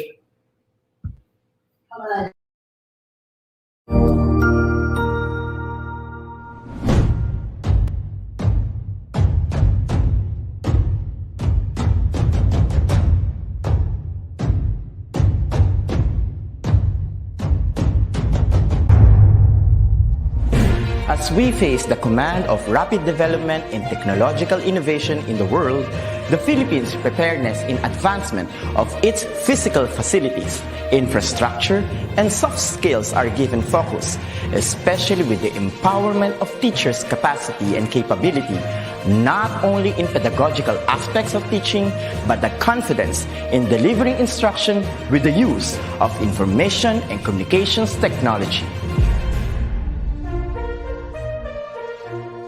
The Office of the Undersecretary for Administration, under the leadership of Yusek Alain Delby Pasqua, established the Educational Technology Unit under the Information and Communications Technology Service. Its prime function is to empower and capacitate public school teachers and learners as required by the global demand of the fast-paced development in technology.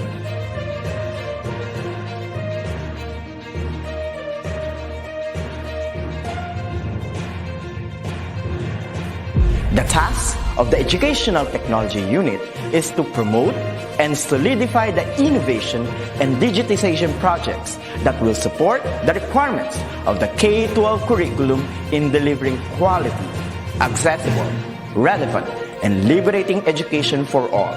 It targets different components and facets of skills development, which will enable the technological advancement of the infrastructure of DepEd. This is supplemented with empowerment training programs in emerging technologies for public school teachers.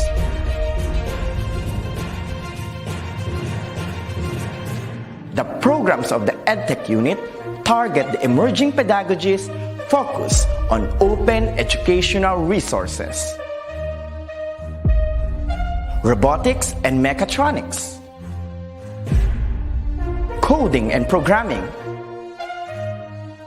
virtual reality and augmented reality in education,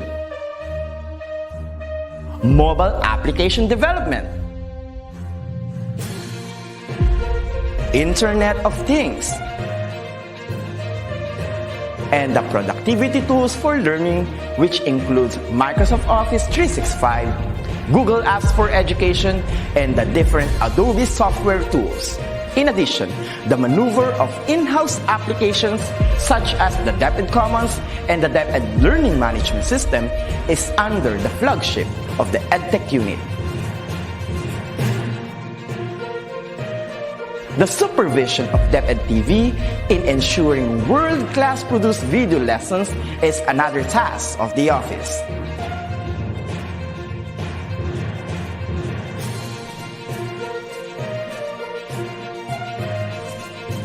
Lastly, the conduct of free online tutorial session, coined with the term ETUlay, is a bridging program to support learners and parents in answering the self-learning modules pioneered with the initiative of the ICTS EdTech unit. A teacher's influence is limitless, bound with the heart for service and dedication to fulfill the greatest mission to educate the young. The ICTS Educational Technology Unit will be there to promote, to empower, and to inspire Filipino teachers and learners as we grow as a tiger in the region, hitting our target as one of the best in educational technology. Come on and join us as we make our dreams into a reality. Sama-sama tayong lahat tungo sa iisang layunin. Simulan natin ang pagbabago dahil tayo ang mga gurong magtatayo ng makabagong DepEd. Sulong Edukalidad.